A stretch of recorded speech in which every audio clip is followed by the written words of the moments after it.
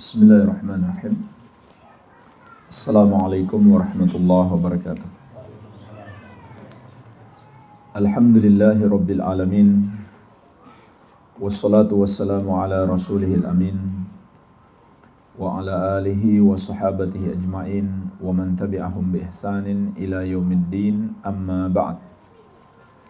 Fa ikhwani fid din wa akhwati fillah, kaum muslimin wal muslimat yang saya cintai dan saya muliakan, rahimani wa rahimakumullah.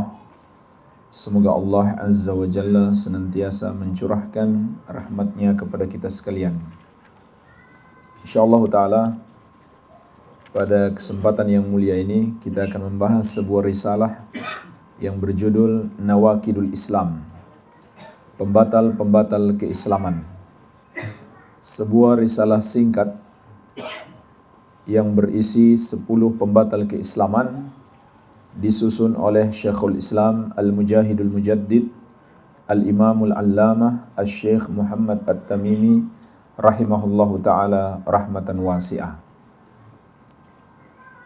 Kita masuk dalam pembahasan kitab ini. Penulis rahimahullahu ta'ala berkata, "I'lam anna nawaqidul Islam asyaratu nawaqid." Ketahuilah bahwasannya pembatal-pembatal keislaman itu ada 10. Ketahuilah bahwasannya pembatal-pembatal keislaman itu ada 10. Jemaah sekalian, risalah ini walaupun singkat, tetapi di dalamnya ada ilmu yang paling penting untuk kita pelajari, yaitu ilmu akidah dan ilmu tauhid. Ilmu untuk mengenal dosa-dosa yang bisa membatalkan iman kita, membatalkan Islam kita. Artinya, siapa yang melakukan dosa-dosa ini, Islamnya batal, imannya rusak. Dia tadinya muslim, berubah menjadi murtad, keluar dari Islam. Jadi ini jauh lebih penting daripada mempelajari pembatal wudhu. Pembatal wudhu penting, karena kalau wudhu kita batal, sholat pun tidak sah. Tapi kalau Islam kita batal, jemaah sekalian, semua ibadah jadi tidak sah. Bukan hanya sholat, semua ibadah tidak sah kalau seseorang kafir kepada Allah Subhanahu wa ta'ala, sebagaimana firman-Nya, "Ma mana'ahum an tuqbala minhum nafaqatuhum illa annahum kafaru billahi wa birasuli." Tidak ada yang menghalangi diterima sedekah-sedekah mereka kecuali karena mereka kafir kepada Allah dan Rasul-Nya. Jadi ini adalah ilmu yang sangat penting, bahkan yang paling penting dan paling kita butuhkan. Dan betapa banyak orang yang terjerumus di dalam dosa kesyirikan dan kekafiran karena ketidaktahuan. Lebih dahsyat lagi jemaah sekalian, perbuatan dosa yang bisa membatalkan Islam ini, dosa yang paling besar, mereka mereka menganggap itu adalah amal soleh. Itu adalah kebaikan yang bisa mendekatkan diri mereka kepada Allah. Subhanallah. Ini bahaya kebodohan. Ya. Ketidaktahuan. Tidak mengetahui satu kemungkaran, tidak bisa membedakan ini yang baik dan itu yang salah, telah menjerumuskan banyak orang di dalam kemungkaran. Dan lebih dahsyat lagi, kemungkaran itu malah dianggap sebagai satu kebaikan. Ya, disinilah pentingnya kita menuntut ilmu agama, khususnya lagi ilmu tentang perkara-perkara yang mungkar untuk kita jauhi. Makanya sahabat yang mulia Hudzaifah ibnul Yaman radhiyallahu anhuma pernah berkata, sebagaimana diriwayatkan Imam Al-Bukhari, "Kana an-nasu yas'aluna Rasulullah sallallahu alaihi wasallam anil khair wa kuntu as'aluhu anil syarr makhafata an aqa'a fihi." Dahulu kebanyakan para sahabat bertanya kepada Nabi sallallahu alaihi wasallam tentang kebaikan, sedangkan aku lebih sering bertanya tentang kejelekan karena aku takut terjerumus dalam kejelekan tersebut. Maka jemaah sekalian, ketidaktahuan seseorang terhadap kejelekan akan membawa dia terjerumus padanya, atau minimalnya dia tidak ingkari. Orang melihat kemungkaran, pertama dia ingkari dengan tangannya atau dengan kekuasaannya. Kalau tidak mampu dengan lisannya. Kalau tidak mampu, minimal benci dalam hati. Kalau seseorang melakukan kemungkaran dan dia tidak tahu itu mungkar, walaupun dia tidak lakukan, minimalnya dia tidak ingkari, tidak benci dalam hati. Padahal kewajiban kita minimalnya adalah mengingkari dan membenci kemungkaran itu di dalam hati kita. Iya. Inilah jemaah sekalian pentingnya kita mempelajari pembatal keislaman supaya Islam kita tetap terjaga, kita bisa mewaspadainya, jangan sampai kita terjerumus padanya, dan tidak kalah pentingnya adalah kita mengingatkan orang lain, terutama keluarga kita, masyarakat kita, jangan sampai terjerumus di dalam dosa-dosa pembatal keislaman ini. Iya. Dan jemaah sekalian, menunjukkan ini adalah risalah penting. Para ulama-ulama besar dari masa ke masa telah memberikan syarah atau penjelasan terhadap risalah ini. Iya. Syekh bin Baz rahimahullah misalkan, beliau punya penjelasan ringkas terhadap risalah ini. Demikian pula Syekh Shalih Al-Fauzan, beliau juga memiliki syarah, dan masih banyak ulama yang lainnya menjelaskan tentang risalah ini. Ya. Kemudian beliau mengatakan di sini, pembatal keislaman itu ada 10. Tapi jemaah sekalian, beliau tidak bermaksud mengatakan hanya 10. Tidak bermaksud membatasi. Pembatal keislaman itu banyak. Masih banyak sekali. Sangat banyak, ya. Namun 10 yang beliau maksudkan di sini adalah yang paling banyak tersebar dan disepakati para ulama. Ya, karena ada sedikit pembatal keislaman yang ulama tidak sepakat, artinya masih ada perselisihan pendapat. Ya. Namun 10 ini disepakati oleh seluruh ulama. Dan yang disepakati oleh seluruh ulama bukan hanya 10 ini juga, masih ada yang lain. Ya, intinya jangan dipahami pembatal keislaman itu hanya 10, tidak. Ya. Kemudian ulama juga menjelaskan risalah ini beliau mulai dengan kata i'lam. Kalau kita terjemahkan i'lam itu ketahuilah. Berasal dari kata ilmu. Ya. Ilmu itu masdarnya fi'il. Perintah adalah i'lam, ketahuilah. Maksud kata i'lam ini, kata para ulama, maknanya adalah ta'allam wafham wa tayaqqan. Pelajarilah, pahamilah, dan yakinilah. Itu makna kata i'lam. Pelajari, pahami, dan yakini.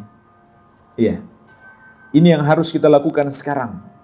Pelajari, berusaha memahami dengan baik, dan yakini. Kenapa harus diyakini? Karena apa yang beliau jelaskan adalah ajaran Islam, ajaran Allah yang turun dari Allah yang maha mengetahui, yang terdapat dalam Al-Quran dan sunnah Nabi SAW, sehingga wajib diyakini. Dan kata para ulama, orang Arab tidak menggunakan kata i'lam, kecuali untuk menjelaskan sesuatu yang sangat penting. Ya, kalau nggak terlalu penting, nggak perlu pakai kata i'lam. Tapi kalau penting, harus dimulai dengan kata i'lam. Maksudnya apa? Biar orang yang diajak bicara memperhatikan. Ya, memperhatikan dengan baik. Jadi, di sini kita diingatkan oleh beliau untuk memperhatikan apa yang hendak beliau sampaikan, karena ini adalah ajaran Al-Quran dan Sunnah. Ketika ayat-ayat Allah dan hadis Nabi SAW dibacakan, sudah sepatutnya kita perhatian. Ya. Sudah sepatutnya kita putuskan segala aktivitas yang bisa mengganggu konsentrasi kita. Apalagi mengganggu konsentrasi orang lain. Ya. Jadi,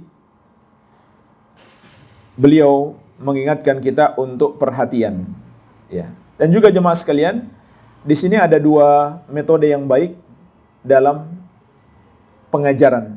Sebelum kita masuk dalam pembahasan inti, kita petik dari kata muqaddimah ini dua metode yang baik dalam pengajaran. Ya. Metode yang pertama adalah mengajak orang perhatian terlebih dahulu. Ya. Jadi jangan sampai kita sudah capek-capek mengajar, ternyata orangnya tidur, ya, atau main HP, ya. Maaf ya, yang lagi main HP, ya. Kita udah capek-capek ngajar, dia main HP, ya. Atau mungkin lagi catat pelajaran di HP, mudah-mudahan, ya. Kita capek-capek mengajar, dia nggak perhatikan dengan baik, ya. Jamaah sekalian, ketika ayat Allah dan hadis Nabi disampaikan, kita nggak perhatikan, ya, maka kita dapat dosa. Ini nggak main-main, ini bukan pembicaraan manusia biasa, pembicaraan Allah dan Rasulnya. Ya. Apalagi kita berisik di majelis ilmu, mengganggu orang lain, ini lebih besar lagi dosanya. Ya. Dan bahkan jemaah sekalian, dosa berisik di majelis ilmu bisa menghapuskan amalan seseorang. Hati-hati, ini nggak main-main. Ya, jangan dianggap sepele. Ada orang datang ke majelis ilmu, seharusnya dia mendapatkan pahala besar, malah dapat dosa besar. Bahkan amalannya terhapus. Lebih baik dia diam di rumah. Ya, baca buku aja di rumah daripada hadir di majelis ilmu kemudian berisik di majelis ilmu. Ya. Allah menyebutkan tentang orang-orang yang mengangkat suara melebihi suara Nabi sallallahu alaihi wasallam. Apa kata Allah? Antahbata a'malukum wa antum la tash'urun. Amalan kalian akan terhapus tanpa kalian sadari. Ulama menjelaskan itu di masa Nabi sallallahu alaihi wasallam berlaku ketika Nabi sedang berbicara, kemudian ada orang yang berbicara lebih kuat suaranya, lebih keras suaranya daripada suara Nabi SAW. Dan di masa ini juga berlaku ketika hadis Nabi sedang dibacakan, kemudian dia berisik. Iya, itu dibacakan hadis Nabi, kemudian dia berisik, maka terhapus amalannya. Berlaku sampai hari ini.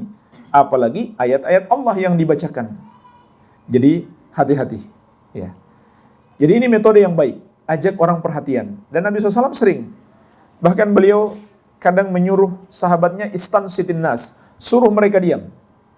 Nabi SAW mau menyampaikan. Metode yang kedua jemaah sekalian adalah zikrul ijmal qabla tafsil.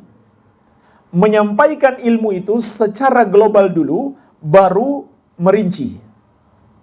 Ini penting nih bagi setiap pendidik. Dan setiap kita adalah pendidik. Minimal mendidik anak kita. Ya. Dan kita juga wajib mendidik masyarakat kita. Yang muslim maupun yang kafir. Yang kafir terutama kita dakwahi mereka jemaah sekalian. Jangan sia-siakan peluang besar untuk berdakwah kepada orang-orang kafir. Kalau ada kenalan orang kafir, ada rekan kerja, tetangga, teman sekolah, dakwahi jemaah sekalian. Ya. Coba dekati dia, kasih hadiah, kemudian sampaikan dakwah kepadanya. Mungkin kita sampaikan dakwah sedikit saja, selebihnya Allah yang berikan hidayah. Ya. Tapi harus ada usaha dari kita. Ya. Kalau kita memang nggak bisa ngomong sama sekali, ya sudah, cobalah cari buku yang bagus menjelaskan tentang Islam. Kasih hadiah kepadanya, mudah-mudahan dia baca. Bisa jadi dengan sebab itu dia dapat hidayah. Ya, ini kewajiban kita. Nah, jemaah sekalian, kalau kita mau mengajarkan sesuatu kepada orang, ajarkanlah secara global terlebih dahulu, baru merinci. Nah, di sini beliau mengatakan, pembatal keislaman itu ada 10. Ya, beliau tidak langsung merinci. Beliau sampaikan dulu secara global. Ada 10. Ya, apa manfaatnya jemaah sekalian? Manfaatnya adalah untuk menarik perhatian dan untuk membuat orang yang diajari itu penasaran atau muncul darinya rasa ingin tahu. Nah, kalau orang sudah punya rasa ingin tahu, ketika kita mengajarinya, dia akan lebih mengingat pelajaran itu, lebih kuat di dalam ingatannya, ya. Dan juga lebih memudahkan dia menghafal dan memahami. Itu yang diinginkan di sini. Iya. Ya misalkan kita mau ngajari anak kita sholat 5 waktu. Kita katakan terlebih dahulu, nah sholat itu ada 5 waktu. Iya. Kita diam sebentar. Mudah-mudahan dia bertanya, apa saja 5 waktu itu? Jadi muncul rasa ingin tahunya. Iya. Tapi kalau kita langsung sampaikan, kurang tepat. Nah, sholat itu adalah 1 subuh, 2 zuhur, itu kurang pas. Katakan dulu ada 5 waktu. Iya, supaya muncul rasa ingin tahunya. Inilah 2 metode pengajaran di bagian muqaddimah ini. Baik, kita masuk dalam pembahasan inti. Al-ula, pembatal keislaman yang pertama adalah asyirku fi ibadatillahi ta'ala. Melakukan syirik di dalam beribadah kepada Allah Subhanahu wa ta'ala. Inilah jemaah sekalian, pembatal keislaman yang pertama. Dari 10 pembatal keislaman. Melakukan dosa syirik dalam beribadah. Apa maknanya jemaah sekalian? Maknanya adalah seseorang mempersembahkan satu dari bentuk ibadahnya kepada selain Allah. Ibadah apapun itu. Ibadah-ibadah yang seharusnya dia berikan hanya kepada Allah, dia serahkan kepada selain Allah, walau hanya satu saja. Itu yang disebut dengan syirik dalam beribadah. Meskipun dia masih menyembah Allah. Dia sholat, dia puasa, dia zakat untuk beribadah kepada Allah. Tapi ada ibadah yang lain yang dia berikan kepada selain Allah, itu yang disebut dengan kesyirikan. Kalau begitu jamaah sekalian, ilmu yang sangat penting untuk kita pelajari adalah tentang anwa'ul ibadah, macam-macam ibadah. Macam-macam ibadah. Kita tahu, kita pelajari macam-macam ibadah ini, apa saja yang termasuk kategori ibadah dalam Islam, supaya kita menggunakan ibadah itu untuk mendekatkan diri kepada Allah dan menyembahnya, dan jangan sedikit pun kita persembahkan kepada selainnya.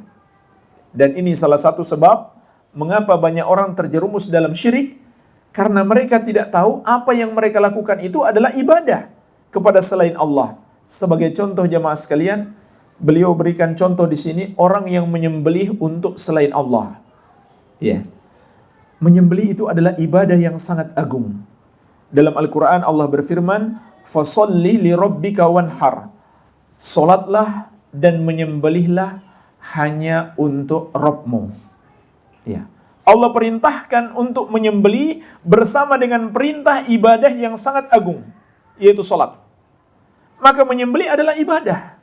Namun tidak sedikit orang yang mengaku muslim menyembelih untuk mengagungkan selain Allah sebagai sesajen untuk dipersembahkan kepada selain Allah Subhanahu wa taala. Ya. Dan masih banyak contoh lain. InsyaAllah pada pembatal keislaman yang kedua, beliau akan memberikan contoh yang lain juga. Ya. Intinya adalah, semua ibadah tidak boleh kita persembahkan kepada selain Allah.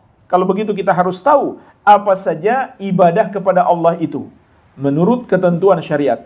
Setelah kita tahu, tidak boleh satupun kita persembahkan kepada selain Allah. Ya. Di antara buku yang sangat bagus membahas tentang macam-macam ibadah, ada 2 buku. Pertama kitab Tauhid, yang kedua kitab Thalathatul Usul wa Adillatuha. Kedua-duanya adalah karya penulis.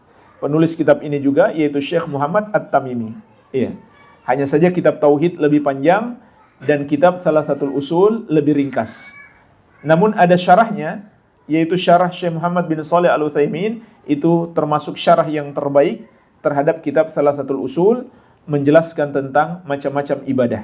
Ya, ada bab khusus, pembahasan khusus tentang anwa'ul ibadah, macam-macam ibadah. Ya, bacalah kitab ini, kitab Thalathatul Usul, karya penulis Syekh Muhammad At-Tamimi dengan syarah Syekh Muhammad bin Shalih Al-Utsaimin, agar kita paham tentang macam-macam ibadah. Satu lagi buku yang sangat bagus, kitab berjudul Al-Ubudiyah. Kitab berjudul Al-Ubudiyah, karya Syekhul Islam Ahmad bin Abdul Halim Al-Harani rahimahullahu taala. Itu juga beliau panjang lebar, walaupun singkat. Maksudnya enggak terlalu enggak terlalu panjang, tetapi banyak perincian. Ya, banyak perincian tentang macam-macam ibadah yang semuanya harus kita persembahkan kepada Allah yang satu saja. Baik.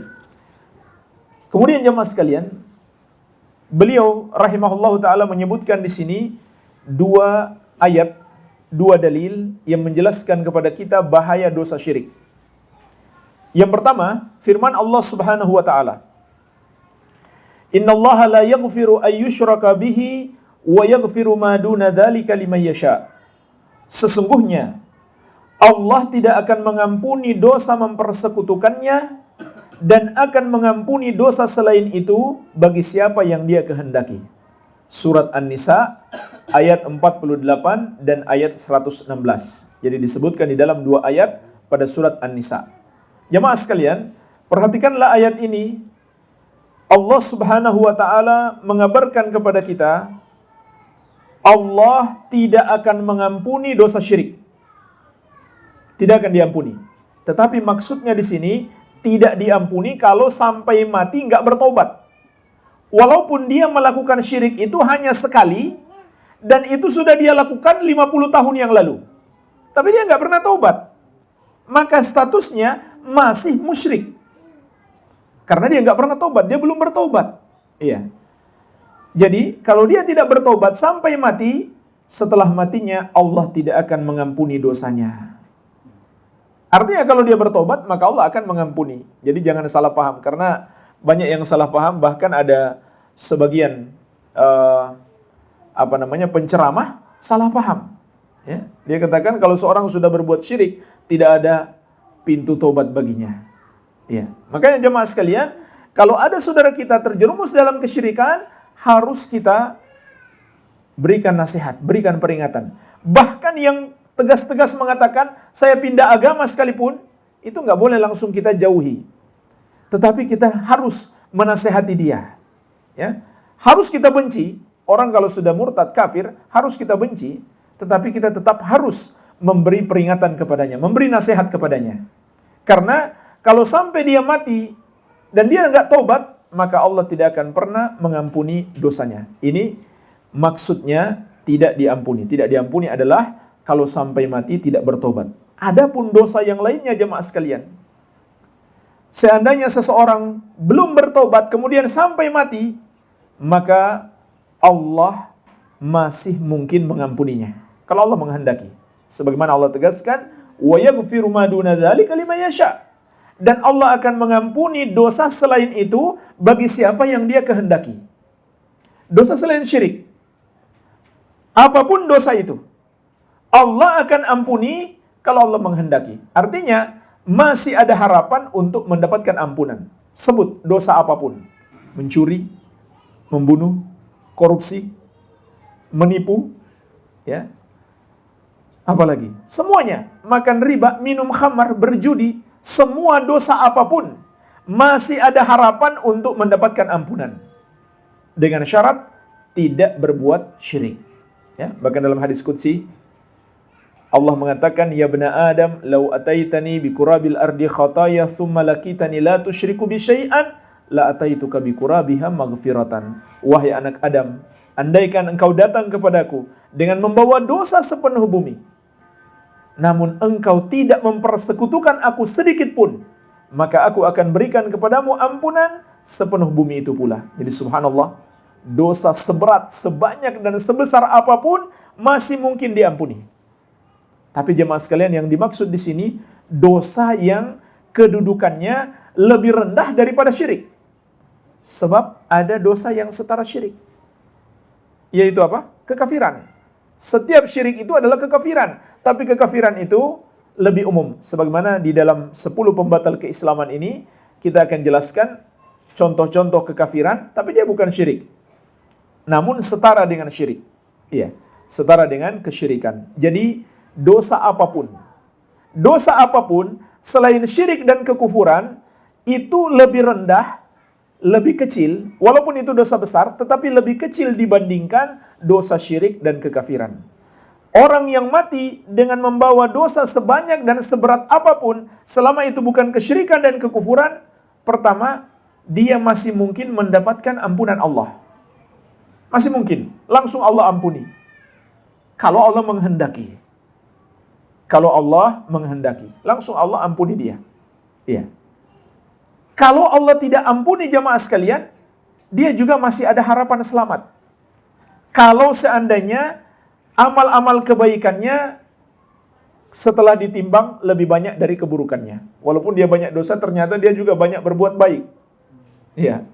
Maka setelah ditimbang, perbuatan baiknya bisa mengalahkan keburukannya.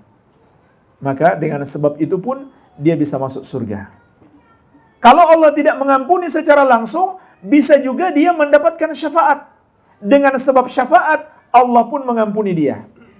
Bahkan jemaah sekalian, Nabi SAW pernah mengabarkan kepada kita, di antara orang-orang yang mendapatkan syafaatnya adalah umat beliau yang melakukan dosa-dosa besar, tapi tidak berbuat syirik. Nabi SAW bersabda, syafaati li ahlil kabair min ummati. Syafaatku untuk para pelaku dosa besar dari kalangan umatku yang tidak berbuat kesyirikan dan kekufuran. Iya. Dosa sebesar apapun jemaah sekalian. Maka di sini kita bisa memetik pelajaran betapa besarnya murka Allah terhadap orang yang melakukan kesyirikan. Betapa bencinya Allah kepada mereka. Makanya jemaah sekalian, termasuk prinsip keimanan, sebagaimana insya Allah akan datang juga dalam kitab ini penjelasannya, adalah membenci orang kafir dan memusuhi mereka. Ini termasuk prinsip keimanan. Kenapa? Karena Allah membenci mereka. Nggak patut kita mencintai, bersikap loyal kepada orang yang Allah benci kepada mereka. Ya, lihatlah, Allah tidak berkenan mengampuni orang musyrik, orang kafir, tapi masih berkenan mengampuni orang yang melakukan dosa sebesar apapun. Kemudian jemaah sekalian, kalau Allah tidak mau mengampuni bagaimana? Dan dia juga tidak berhak mendapatkan syafaat, atau dia tidak mendapatkan syafaat. Maka jemaah sekalian, dia masuk neraka, namun dia tidak kekal di neraka. Beda dengan orang yang melakukan kesyirikan dan kekafiran. Mereka pasti masuk neraka dan kekal di dalamnya untuk selama-lamanya. Jadi, inilah keuntungannya menjadi seorang muslim yang tidak melakukan dosa kesyirikan dan kekafiran. Ya. Bagaimanapun jeleknya perbuatan dosa dia, bagaimanapun jeleknya dia di mata manusia, tetapi dia tidak berbuat syirik dan kufur, Islamnya masih ada, Islamnya belum batal, maka seandainya dia dimasukkan dalam neraka sekalipun, satu saat dia akan dikeluarkan dari neraka. Ya.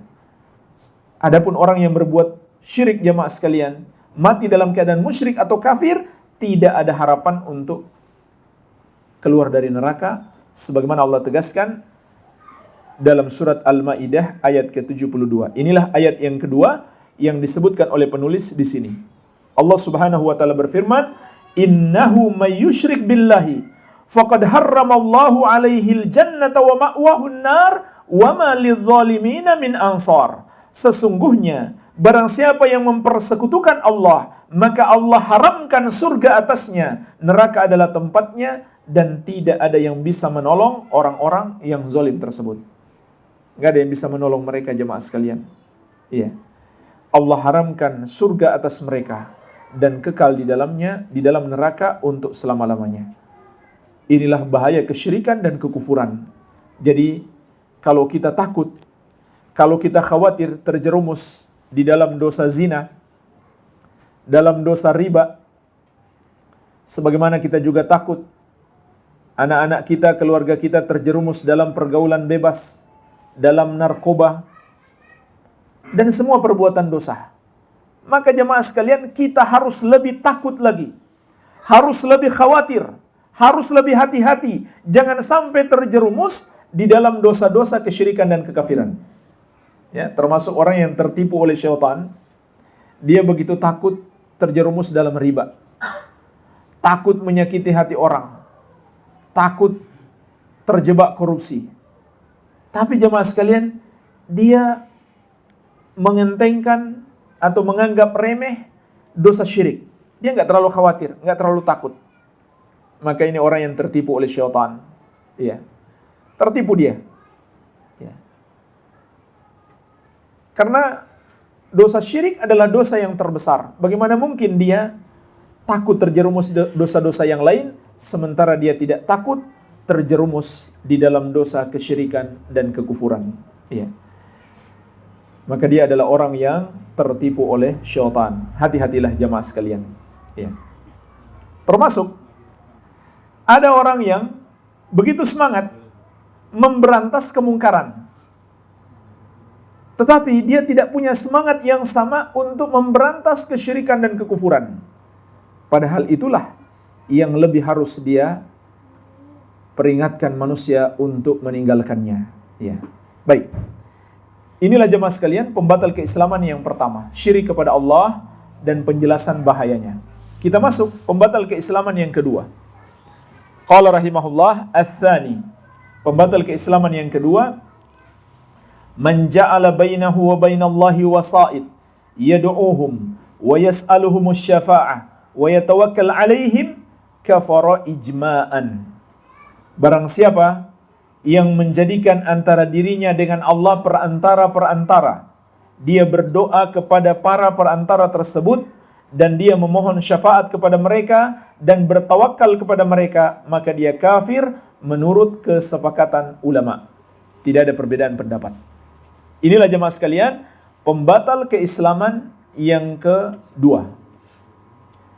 Di sini sebenarnya kalau kita rinci mengandung 3 pembatal keislaman atau mengandung 3 permasalahan yang perlu kita bahas satu persatu. Yang pertama tentang berdoa kepada selain Allah. Berdoa kepada selain Allah. Jemaah sekalian, doa itu adalah ibadah. Rasulullah SAW menegaskan ad-du'a huwal ibadah. Doa itu adalah ibadah. Kemudian beliau membaca surat Ghafir ayat ke-60. Wa qala rabbukum ud'uni astajib lakum innal ladzina yastakbiruna an ibadati sayadkhuluna jahannama dakhirin. Dan Rabbmu berfirman, berdoalah kepadaku, niscaya akan aku kabulkan doa kalian. Sesungguhnya orang-orang yang menyombongkan diri dari berdoa kepadaku, mereka akan masuk neraka dalam keadaan hina. Maka Allah memerintahkan kita berdoa kepadanya. Kalau begitu doa itu adalah ibadah yang tidak boleh kita persembahkan kecuali hanya kepada Allah yang satu saja. Ya. Tapi jamaah sekalian, ada orang-orang yang terperangkap di dalam dosa syirik ini disebabkan syubhat. Apa syubhat mereka di sini? Kata mereka, itu bukan beribadah kepada Allah, kepada selain Allah, namun itu adalah tawasul. Ya. Maka jemaah sekalian, untuk meluruskan permasalahan ini, ulama menjelaskan tawasul itu ada 2 macam. Tawasul yang disyariatkan dan tawasul yang terlarang. Apa saja jemaah sekalian tawasul yang disyariatkan? Tawasul yang disyariatkan itu ada 3. Pertama, bertawasul dengan nama-nama Allah dan sifat-sifatnya. Seperti firman Allah dalam surat Al-A'raf ayat 180. Walillahil asma'ul husna fad'uhu biha. Dan Allah memiliki nama-nama yang maha indah, maka berdoalah dengan menyebut nama-namanya. Ketika kita berdoa dengan menyebut nama-nama Allah, itulah yang disebut dengan tawasul jemaah sekalian. Tawasul. Ya, tawasul itu artinya at-taqarrub ila syai' bisyai', mendekatkan diri kepada sesuatu dengan menggunakan sesuatu. Maka di sini kita mendekatkan diri kepada Allah agar doa kita sampai kepadanya dengan nama-nama Allah. Itu yang Allah perintahkan kepada kita. Contohnya jemaah sekalian, kita sebut nama Allah Ar-Rahman Ar-Rahim. Allahumma ya Arhamar Rahimin, atau Allahumma ya Rahman ya Rahim. Jadi jangan langsung minta. Sebut dulu nama-nama Allah itu. Ini cara berdoa yang bagus supaya doa kita lebih besar, lebih berpotensi untuk dikabulkan oleh Allah Subhanahu wa taala. Karena Allah lebih senang dengan apa yang kita kerjakan. Iya. Juga dengan sifat-sifatnya. Seperti doa Nabi sallallahu alaihi wasallam, Allahumma birahmatika astaghitsu. Ya Allah, dengan sifat rahmatmu aku memohon pertolongan. Jadi disebutkan sifat Allah rahmat. Ya, dan ulama menjelaskan, pilihlah nama-nama dan sifat Allah sesuai permohonan kita. Kalau kita minta rezeki, sebutlah nama Allah ya Razzaq, yang maha memberikan rezeki. Kalau kita minta ampunan, sebutlah nama Allah Al-Ghafur, yang maha mengampuni. Al-Ghaffar, yang maha mengampuni. Ar-Rahman, Ar-Rahim juga cocok untuk minta ampunan. Iya. Jadi ini tawasul yang paling baik, yang paling Allah cintai. Kemudian yang kedua, bertawasul dengan amalan yang kita kerjakan. Kita sebut amalan kita dalam doa kita. Iya. Seperti Allah sebutkan dalam surat Ali Imran ayat ke-16. Doa orang-orang yang beriman. Rabbana inna amanna. Wahai Rabb kami, sesungguhnya kami telah beriman. Ini kan amalan mereka. Mereka sebut dulu amalan mereka. Lalu mereka minta apa yang hendak mereka minta. Faghfir lana dzunubana, maka ampunilah dosa-dosa kami, wa qina adzabannar, dan lindungilah kami dari api neraka. Ya, seperti juga kisah 3 orang yang terkurung dalam gua. Ya, pernah baca ya dalam hadis riwayat Muslim, kisah 3 orang yang terkurung dalam gua karena ada batu besar jatuh dari atas menutup pintu gua. Kemudian masing-masing berdoa dengan menyebut amal soleh yang pernah mereka kerjakan. Maka Allah kemudian membuka pintu gua dan menggeser batu tersebut. Nggak ada satu yang bantu. Langsung Allah yang mengeluarkan mereka dari gua tersebut dengan membuka pintu gua. Iya. Jadi ini yang kedua. Bertawassul dengan amal soleh yang kita kerjakan. Yang ketiga adalah minta doa orang soleh yang masih hidup. Kita datang kepadanya, sampaikan, misalkan, Pak Kiai tolong doakan saya. Ya. Saya sudah lama membujang Pak Kiai, misalkan. Ya. Belum juga dapat istri yang kedua. Bujang yang kedua. Misalkan ya, minta didoakan. Tetapi dengan syarat minta didoakan orang soleh. Ya, jangan datang kepada dukun. Ya. Minta doa dukun, subhanallah. Dia berdoa kepada syaitan, jemaah sekalian. Dia berdoa kepada syaitan. Ya. Datang kepada orang soleh, minta didoakan. Ya. Karena dulu para sahabat sering mendatangi Nabi SAW minta didoakan. Tapi jemaah sekalian, setelah Nabi wafat, tidak seorang pun sahabat yang datang ke kuburan beliau, kemudian berdoa kepada beliau, atau minta diteruskan doanya kepada Allah, nggak pernah. Karena Rasulullah SAW belum pernah mengajarkan cara seperti itu kepada mereka. Iya, belum pernah. Dan Allah dalam Al-Quran tidak pernah mengatakan seperti itu. Allah mengatakan, Udu'uni astajib lakum. Berdoalah kepada aku, niscaya akan aku kabulkan. Nggak pernah Allah mengatakan, berdoalah kepada wali, karena dia dekat denganku, nanti dia teruskan doa kalian kepadaku. Nggak pernah. Berdoalah kepada seorang nabi, nanti dia teruskan doa kalian kepadaku. Tidak, jemaah sekalian.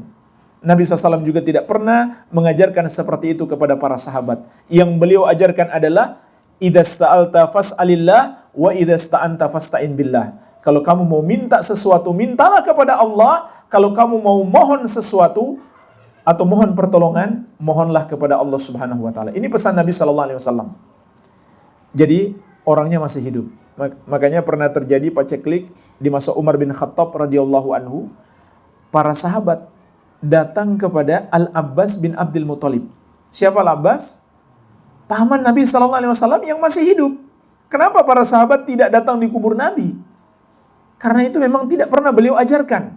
Mereka datang kepada Al-Abbas bin Abdul Muthalib, minta beliau untuk berdoa kepada Allah Subhanahu wa taala agar diturunkan hujan. Iya. Maka ini yang ketiga, minta doa orang soleh. Baik. Ini jemaah sekalian, tawasul yang disyariatkan. Yang kedua, tawasul yang terlarang. Dan tawasul yang terlarang ini ada 2 macam secara garis besarnya. Pertama, tawasul yang syirik. Tawasul yang syirik. Seperti seseorang berdoa kepada para wali, berdoa kepada para nabi. Sama saja jemaah sekalian. Dia maksud minta kepada wali supaya wali mengabulkan doanya, atau kepada nabi supaya nabi yang memenuhi hajatnya, atau hanya dia niatkan wali dan nabi itu untuk perantara supaya doanya diteruskan kepada Allah. Dua-duanya adalah syirik. Dua-duanya adalah kesyirikan, sama saja. Iya. Kenapa? Karena dua itu ibadah. Ibadah nggak membutuhkan perantara. Ibadah tidak boleh dipersembahkan kecuali hanya kepada Allah yang satu saja. Wa'budullaha wa la tusyriku bihi syai'a. Allah mengatakan, beribadahlah kepada Allah dan jangan kalian persekutukan Dia dengan sesuatu apapun. Perhatikan jemaah sekalian, apa kata Allah? Wa la tusyriku bihi syai'a. Jangan kamu mempersekutukan Allah dengan syai'an, apapun. Artinya apa? Enggak ada pengecualian. Allah tidak pernah memperkecualikan para wali dan para nabi atau malaikat. Enggak pernah. Pernahkah Allah mengatakan, janganlah kalian berdoa kepada berhala, kalau kepada wali boleh? Tidak, jemaah sekalian. Enggak ada bedanya orang yang berdoa kepada patung-patung dan berdoa kepada wali. Enggak ada bedanya. Bukan wali dan patungnya yang enggak ada bedanya, tapi perbuatan dia berdoa kepada selain Allah, kepada siapapun enggak ada bedanya. Dua-duanya adalah kesyirikan kepada Allah Subhanahu wa taala. Iya. Jadi semuanya terlarang. Ini yang pertama. Tawasul yang syirik. Tawasul yang syirik, dan jemaah sekalian, ini persis seperti yang dilakukan orang-orang musyrik jahiliyah dahulu. Alasan mereka beribadah kepada selain Allah juga agar diteruskan doa mereka kepada Allah.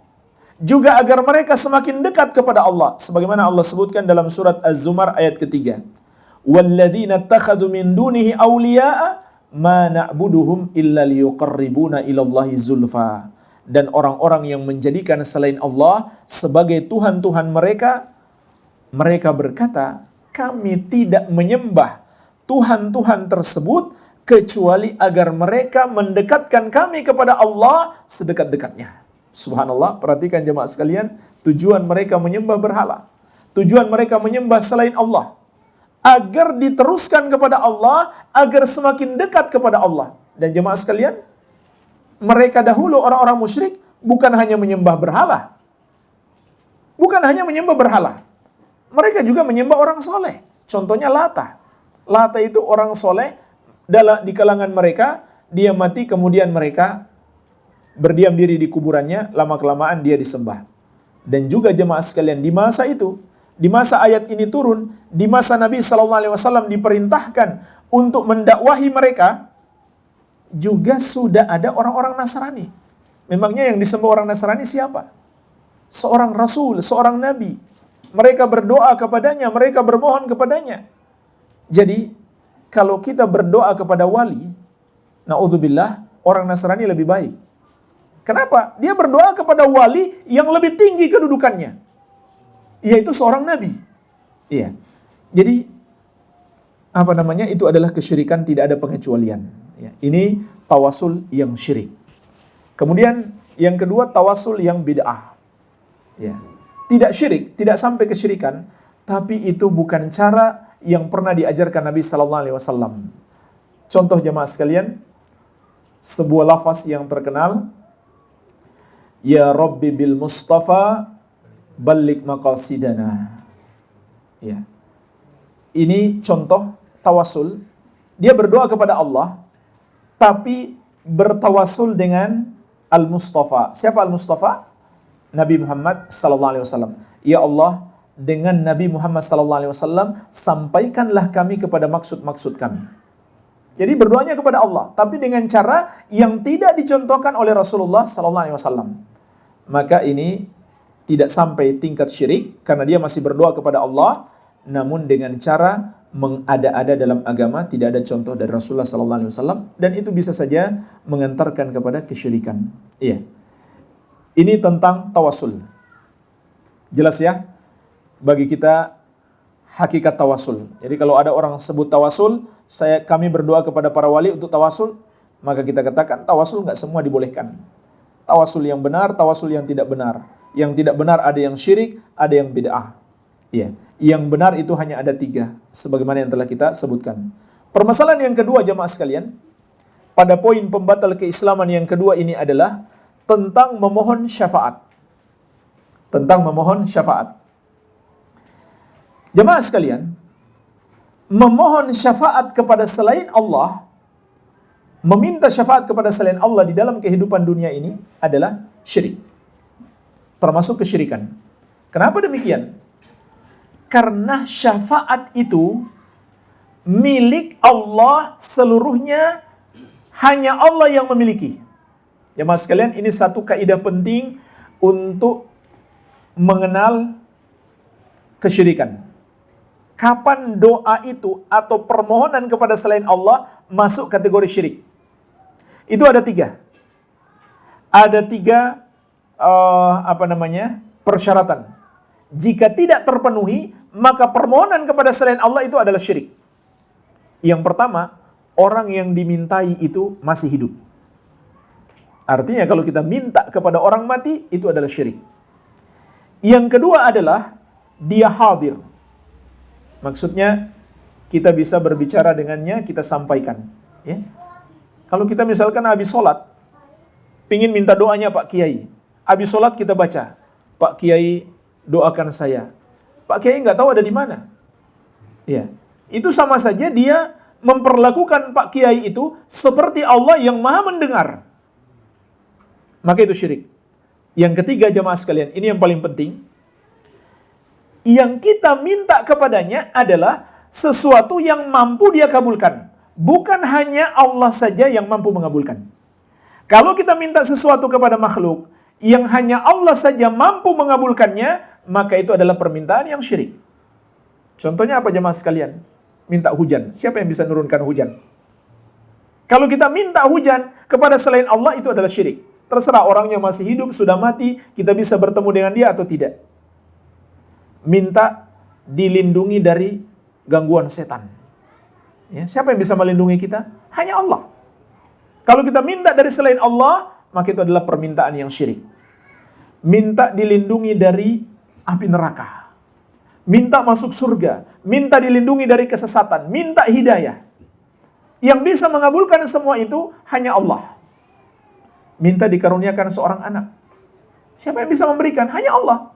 Kalau kita minta permintaan ini kepada selain Allah, itu adalah permohonan yang syirik. Ya. Artinya kalau kita minta sesuatu masih dalam batas kemampuan manusia, itu bukan syirik. Contohnya kita minta perlindungan Pak Polisi. Ya, minta perlindungan Pak Polisi dari penjahat misalkan. Ya. Maka ini adalah permintaan yang sifatnya mubah.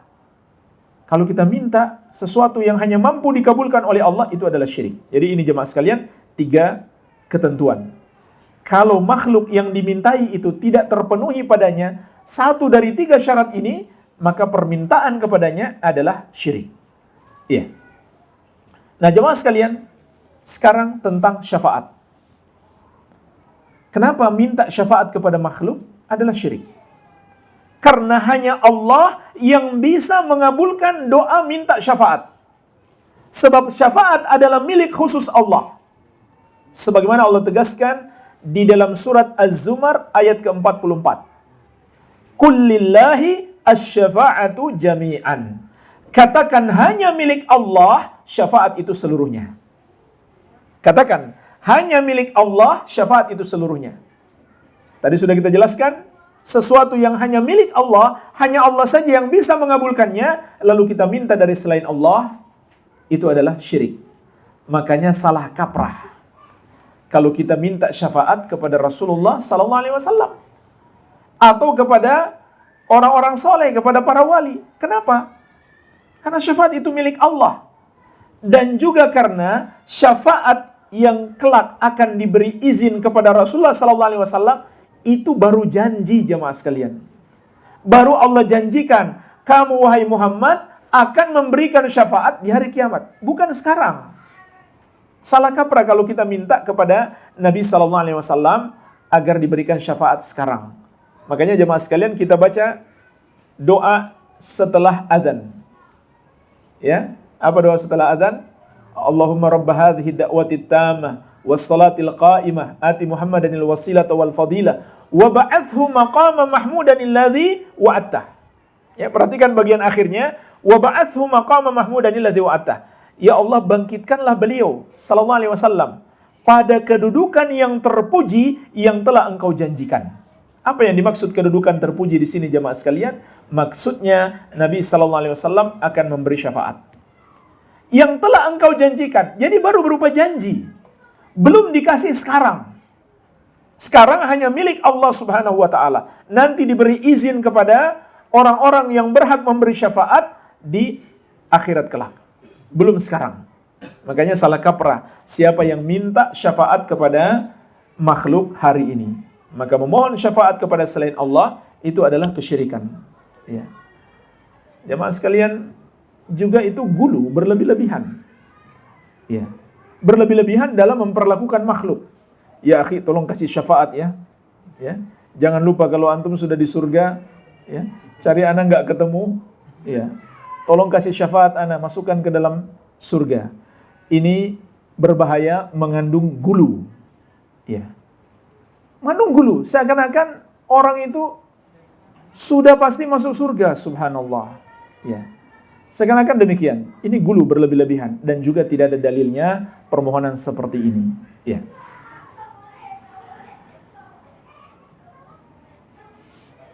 Jadi ini yang kedua terkait dengan syafaat. Satu permasalahan lagi jemaah sekalian terkait syafaat. Syafaat itu agar kita pahami hakikat syafaat.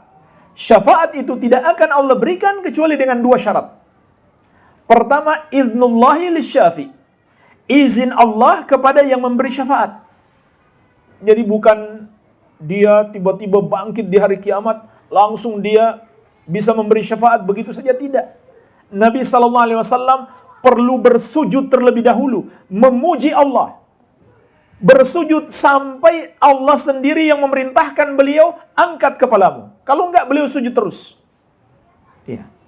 Barulah Allah beri izin untuk memberi syafaat. Kata Allah Subhanahu wa taala, irfa' ra'sak wasal tu'ta washfa' tushaffa. Angkat kepalamu, bermohonlah, kamu akan dikabulkan. Berilah syafaat, kamu akan diizinkan untuk memberi syafaat. Itu yang Nabi SAW lakukan terlebih dahulu, ya, tidak langsung. Karena syafaat itu tidak akan diberikan tanpa izin Allah. Sebagaimana dalam surat Al-Baqarah ayat 255. Man dzalladzi yashfa'u indahu illa biiznih. Siapa yang bisa memberi syafaat di sisi Allah kecuali dengan izinnya. Kemudian syarat yang kedua jamaah sekalian, ini yang lebih penting adalah ridallahi lil masyfu'ilah. Ridho Allah terhadap orang yang diberikan syafaat. Allah ridho dulu kepadanya. Kalau tidak, dia nggak akan dapatkan syafaat. Dan jemaah sekalian, Allah tidak akan meridhoi orang yang berbuat syirik. Jadi percuma saja kita berbuat syirik, mengharapkan syafaat, Allah tidak akan berikan syafaat. Ya, Allah tidak akan ridhoi kita mendapatkan syafaat. Maka Allah telah menetapkan orang yang melakukan syirik, dia tidak akan dapat syafaat. Iya. Maksudnya kalau dia tidak taubat sampai mati. Sebagaimana dalam surat Ghafir ayat ke-18. Mali zalimina min hamimin wala syafi'in yuta'. Tidak ada bagi orang-orang zalim itu, yaitu orang yang berbuat syirik, kawan setia dan pemberi syafaat yang ditaati. Jadi ini yang harus kita pahami. Jangan mau syafaat malah mempersekutukan Allah. Orang yang mempersekutukan Allah tidak akan diridhoi untuk mendapatkan syafaat. Baik. Ini permasalahan yang kedua jemaah sekalian. Kita masuk permasalahan yang ketiga dari pembatal keislaman yang kedua terkait dengan bertawakal kepada selain Allah. Ya, karena kata penulis di sini bertawakal kepada selain Allah adalah kekufuran berdasarkan ijma. Namun jemaah sekalian, ulama di sini ada perincian. Pertama harus kita pahami terlebih dahulu, tawakal itu adalah ibadah. Termasuk kategori ibadah hati, ibadah qalbiyah. Dan subhanallah, ibadah itu luas. Ibadah lisan, ibadah anggota tubuh, ibadah harta, maupun ibadah hati. Ya. Contoh ibadah lisan, kita ucapkan zikir. Contoh ibadah anggota tubuh, kita sholat. Ada gerakan sholat. Contoh ibadah harta, sedekah. Contoh ibadah lisan, anggota tubuh, dan harta sekaligus. Apa contohnya? Haji atau umroh.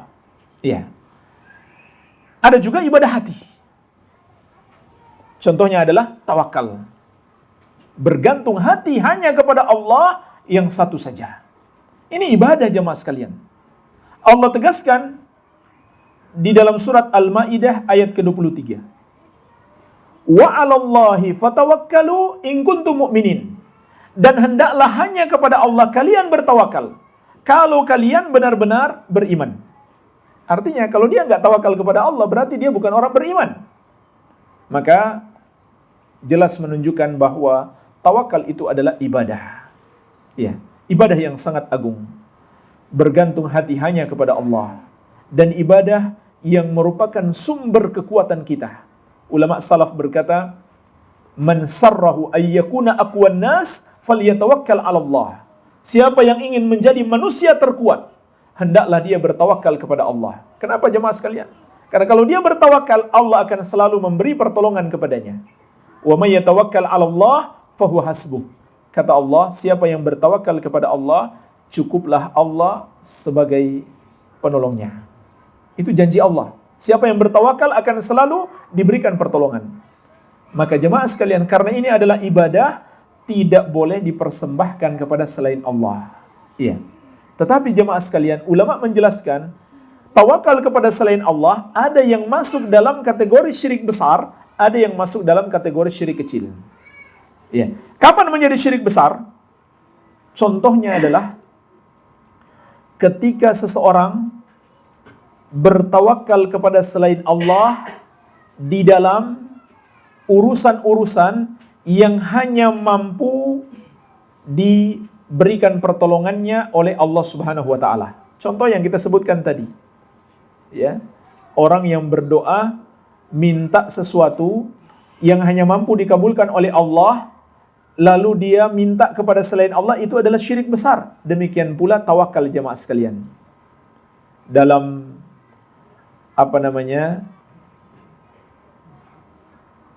melindungi diri kita dari gangguan syaitan atau dari api neraka, atau dalam menggapai hidayah, atau pingin seorang anak, atau pingin turunnya hujan. Itu semua adalah urusan-urusan yang kita hanya boleh bergantung kepada Allah saja. Kapan hati kita bergantung kepada selain Allah, itu adalah syirik. Itu adalah kesyirikan. Iya. Demikian pula jemaah sekalian, kalau seseorang bertawakal kepada para jin misalkan, atau orang-orang yang sudah mati, ya, maka tawakalnya ini sebenarnya adalah sebuah tawakal yang dibangun di atas keyakinan para jin itu memiliki sifat rububiyah, yaitu bisa mengatur alam ini, bisa menciptakan pertolongan baginya. Orang-orang yang sudah mati juga demikian. Maka ini adalah syirik besar, bertawakal kepada para jin atau bertawakal kepada orang-orang yang sudah mati. Iya. Ini contoh tawakal yang merupakan syirik besar. Iya. Kemudian ada tawakal yang sifatnya syirik kecil. Contohnya, dia bertawakal kepada perkara-perkara yang sifatnya manfaatnya itu terlihat zahir. Dan dia yakin Allah yang menciptakan kemanfaatan itu. Contohnya jemaah sekalian, orang yang pingin sembuh, hatinya bergantung kepada dokter. Tapi dia yakin, yang menyembuhkan adalah Allah, bukan dokter. Hatinya bergantung kepada obat. Dia yakin, Allah yang menyembuhkan, bukan obatnya. Tapi hatinya bergantung kepada obat. Hatinya bergantung kepada pekerjaannya. Dia yakin sebenarnya Allah yang berikan rezeki, bukan pekerjaannya. Pekerjaannya itu hanya sebab. Tapi hatinya bergantung kepada pekerjaannya. Sama dengan seorang istri. Hatinya bergantung kepada suaminya untuk mendapatkan rezeki. Padahal dia yakin Allah yang memberikan rezeki. Maka itu semua adalah syirik kecil. Karena dia masih yakin Allah sebenarnya yang menyembuhkan, Allah sebenarnya yang memberikan rezeki. Artinya, kalau dia tidak yakin lagi Allah yang menyembuhkan, dia yakin dokter yang menyembuhkan bukan Allah, itu sudah syirik besar. Dipahami ya? Jadi ini adalah syirik kecil kalau dia bergantung kepada dokter misalkan, tapi bisa menjadi syirik besar. Iya. Jadi di sini ada rincian seperti itu. Baik. Maka alhamdulillah kita selesai dari penjelasan 3 permasalahan yang terkandung dalam pembatal keislaman yang kedua. Masya Allah, masih ada 8 pembahasan nih. Ya. Bagaimana? Masih kuat lanjut? Insya Allah ya. Atau minum dulu? Ya, silakan minum dulu. Ya.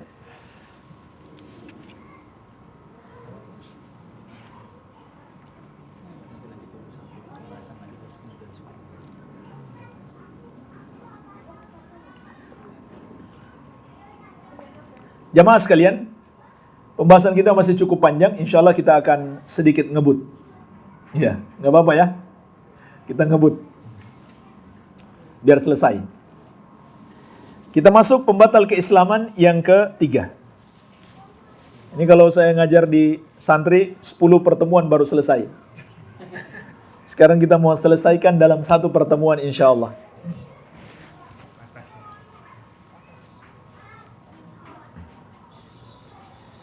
Yang ketiga adalah man lam yukaffiril musyrikin aw syakka fi kufrihim aw sahhaha madhhabahum kafar. Siapa yang tidak mengkafirkan orang-orang musyrik atau ragu dengan kekafiran mereka atau membenarkan kekafiran mereka, maka dia kafir. Menurut kesepakatan ulama, tidak ada perbedaan pendapat juga. Ya, jemaah sekalian di sini juga mengandung 3 jenis kekafiran. Pertama, tidak mengkafirkan orang yang musyrik, yang menyembah selain Allah. Yang kedua, sekedar ragu. Ya, dia kafir atau tidak ya? Ini sudah kafir. Orang yang ragu, orang musyrik itu kafir atau tidak. Yang ketiga, yang lebih parah. Ajaran mereka dia benarkan, dia tidak salahkan. Ajaran mereka menyembah selain Allah. 3 jenis kekafiran di sini. Tapi jemaah sekalian, ulama menjelaskan, maksud orang-orang musyrik di sini yang sudah jelas-jelas kafir. Contohnya adalah Yahudi dan Nasrani. Ya. Atau orang semua, siapapun yang beragama selain Islam. Iya. Orang sudah jelas-jelas dia bukan muslim. Tapi ada seorang muslim yang mengatakan dia enggak kafir walaupun dia non-muslim. Maka orang yang mengatakan ini kafir, murtad, keluar dari Islam. Atau dia katakan saya masih ragu. Orang Nasrani itu kafir apa mukmin sih? Maka dia kafir. Atau malah dia katakan perayaan Natal itu benar, enggak salah, maka dia kafir. Padahal dia sudah tahu hakikat Natal adalah menuhankan Nabi Isa alaihissalam. Dia bilang nggak salah, maka dia kafir seperti mereka. Ya, dia kafir seperti mereka, tidak ada bedanya. Kenapa jamaah sekalian? Karena minimalnya 2 alasan. 1, dia belum mengamalkan kalimat tauhid la ilaha illallah. Sebab kalimat tauhid la ilaha illallah memiliki 2 rukun. Yang pertama penafikan, yang kedua penetapan. Penafikan terhadap semua sesembahan selain Allah dalam kalimat la ilaha, dan penetapan hanya Allah yang berhak disembah dalam kalimat illallah. Kalau dia mengatakan agama ini tidak kafir, orang yang beragama ini tidak kafir, padahal dia menyembah selain Allah, berarti dia belum mengamalkan an-nafyu, penafikan. Yang kedua jamaah sekalian, pendustaan terhadap Al-Quran dan Sunnah. Al-Quran misalkan telah mengatakan laqad kafara alladziina qalu innallaha thalithu thalatha. Sungguh telah kafir orang yang mengatakan Allah adalah 1 dari yang 3. Siapa yang mengatakan demikian? Nasrani. Lalu dia mengatakan Nasrani itu enggak kafir. Maka dia kafir berarti karena dia mengingkari atau mendustakan ayat ini. Iya.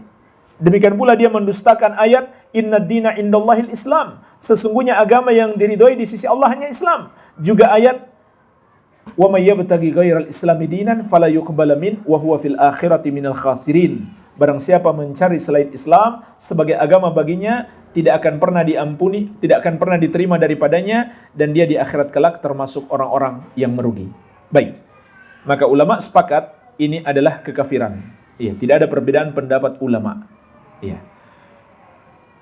Pembatal keislaman yang keempat, Ar-Rabi, man i'taqada anna ghaira hadi Nabi sallallahu alaihi wasallam akmal min hadi. Barang siapa berkeyakinan bahwa petunjuk selain Nabi Muhammad SAW lebih sempurna daripada petunjuk beliau. Atau barang siapa yang berkeyakinan hukum selain hukum beliau lebih baik daripada hukum beliau, seperti orang yang lebih mengutamakan hukumnya para togut di atas hukum beliau, maka dia kafir. Inilah pembatal yang keislaman yang keempat, jamaah sekalian, yaitu menganggap petunjuk-petunjuk selain petunjuk Nabi SAW lebih baik. Demikian pula menganggap atau meyakini hukum buatan manusia lebih baik daripada hukum Islam. Maka orang yang memiliki keyakinan ini kafir. Bahkan sekedar dia mengatakan sama kedudukannya antara hukum Islam dan hukum buatan manusia. Terserah kita, katanya, mau pilih yang mana, karena sama-sama baik, maka dia juga kafir. Kenapa, jemaah sekalian? Karena berarti dia mendustakan ayat-ayat Allah, diantaranya surat Al-Ma'idah ayat ke-50. Allah mengatakan, وَمَنْ أَحْسَنُ مِنَ اللَّهِ حُكْمًا لِقَوْمِ يُوقِنُونَ. Dan siapakah yang lebih baik hukumnya bagi orang-orang yang yakin, orang-orang yang beriman, yang yakin. Kalau dia tidak yakin hukum Allah yang lebih baik, berarti dia tidak termasuk orang-orang yang beriman. Ya. Maka jemaah sekalian, inilah dua sebab, ditambah satu lagi, totalnya menjadi 3. Orang yang berhukum dengan selain hukum Allah itu menjadi kafir. Pertama, kalau dia menyamakan antara hukum Allah dan hukum manusia. Yang kedua lebih parah, ini yang disebutkan di dalam buku ini. Dia anggap lebih baik. Yang ketiga, kalau dia menghalalkan sebuah hukum yang Allah haramkan, barulah dia menjadi murtad. Artinya, sekedar dia berhukum dengan selain hukum Allah, itu belum menjadikan dia murtad. Sampai dia memiliki satu dari 3 keyakinan ini. Ya, dan inilah yang tidak dipahami oleh kaum Khawarij. Ya, mereka pikir setiap orang yang berhukum dengan selain hukum Allah itu adalah kufur akbar, padahal tidak. Ya. Dan mereka punya dalil. Dan jemaah sekalian, demikianlah setiap golongan-golongan yang menyimpang itu punya dalil. Tapi mereka memahami sendiri, tidak mengikuti pemahaman salaf. Apa dalil mereka? Surat Al-Ma'idah ayat 44. وَمَنْ لَمْ يَحْكُمْ بِمَا أَنْزَلَ اللَّهُ فَأُولَٰئِكَ هُمُ الْكَافِرُونَ. Barang siapa yang tidak berhukum dengan apa yang Allah turunkan, mereka itulah orang kafir. Ibnu Abbas radhiyallahu anhuma dan ulama salaf menafsirkan kufur di sini maknanya adalah kufrun duna kufrin, yaitu kufur kecil tidak sampai mengeluarkan pelakunya dari Islam. Kapan dia menjadi kafir, keluar dari Islam? Kalau dia memiliki satu dari 3 keyakinan ini. Salah satunya disebutkan oleh Syekh, dia anggap hukum selain hukum Islam atau syariat selain syariat Nabi Muhammad SAW lebih baik daripada hukum dan syariat Islam. Iya, baru dia menjadi kafir. Baik, ini yang keempat. Yang kelima, man abghada syai'an mimma ja'a bihi Rasul sallallahu alaihi wasallam walau amila bihi kafar. Barang siapa membenci satu ajaran Rasulullah sallallahu alaihi wasallam meskipun dia mengamalkannya, maka dia kafir. Ini pembatal keislaman yang kelima, membenci ajaran Islam. Apapun itu ajaran Islam, baik yang hukumnya sunnah atau yang hukumnya wajib atau yang lainnya. Kalau itu merupakan ajaran Islam, siapa yang membencinya maka dia kafir. Enggak ada pengaruhnya dia mengamalkan atau tidak. Kalau dia amalkan sekalipun tapi dia benci, maka dia kafir. Ya. Namun jamaah sekalian, ulama menjelaskan kebencian di sini ada 2 macam. Pertama, kebencian yang sifatnya tabiat, yang kedua kebencian terhadap syariat. Ya. Contohnya jemaah sekalian, dalam surat Al-Baqarah ayat 216 Allah mengatakan, Kutiba alaikumul qital wa huwa kurhul lakum. Diwajibkan atas kamu berperang, padahal berperang itu dibenci oleh kalian. Manusia benci berperang. Kenapa? Karena itu tabiat manusia. Apa ada manusia yang tabiatnya suka ribut? Ya, ada, tapi itu sudah rusak berarti, bukan tabiat aslinya. Ya.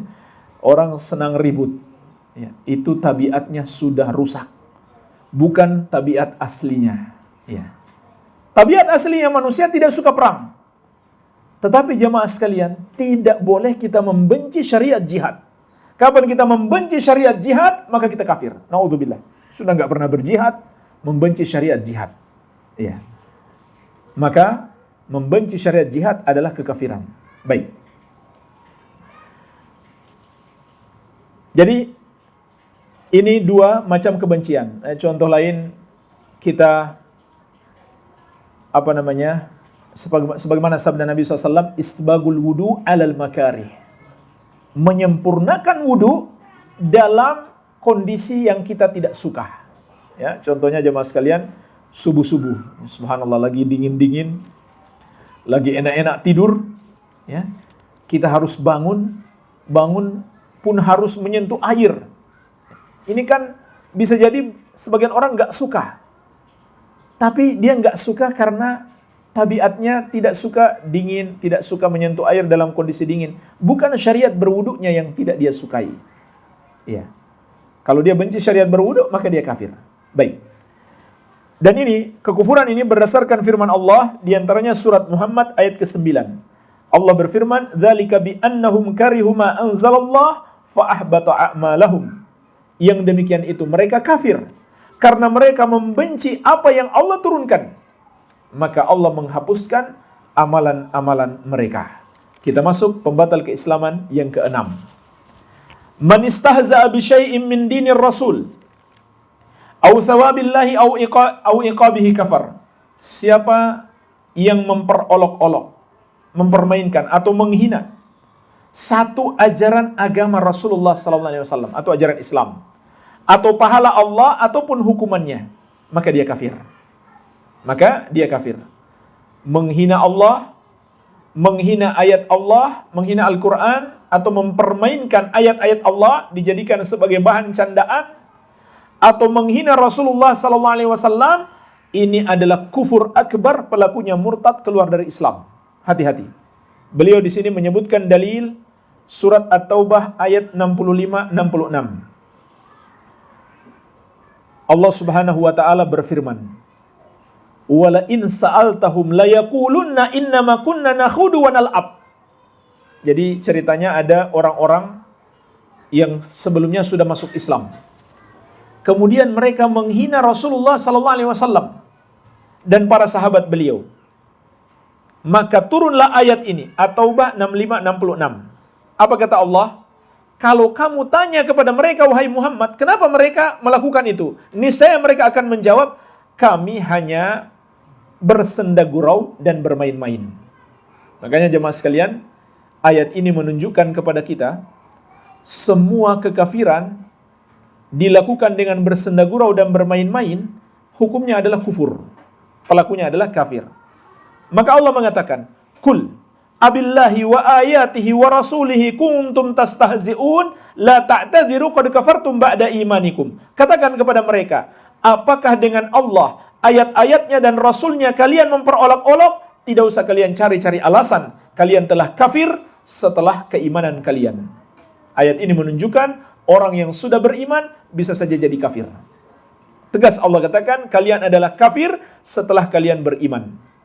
Maka ayat ini jelas jemaah sekalian, siapa yang berani menghina agama Allah, mempermainkan ayat-ayat Allah, dijadikan sebagai bahan candaan, atau menghina Allah sendiri, atau melecehkan Rasulullah SAW, maka dia kafir, murtad, keluar dari Islam. Bahkan ulama juga sepakat, hukumannya adalah hukuman mati. Iya. Namun jemaah sekalian, hukuman mati di sini yang boleh menerapkan hanyalah pemerintah, bukan kita. Iya. Bagaimana kalau yang dia hina adalah orang soleh atau seorang ulama, ya? Maka jemaah sekalian, ulama menjelaskan kalau yang dihina adalah orang soleh, itu ada dua keadaan. Yang pertama, yang dia hina adalah amal soleh yang dia kerjakan, maka hukumnya kufur.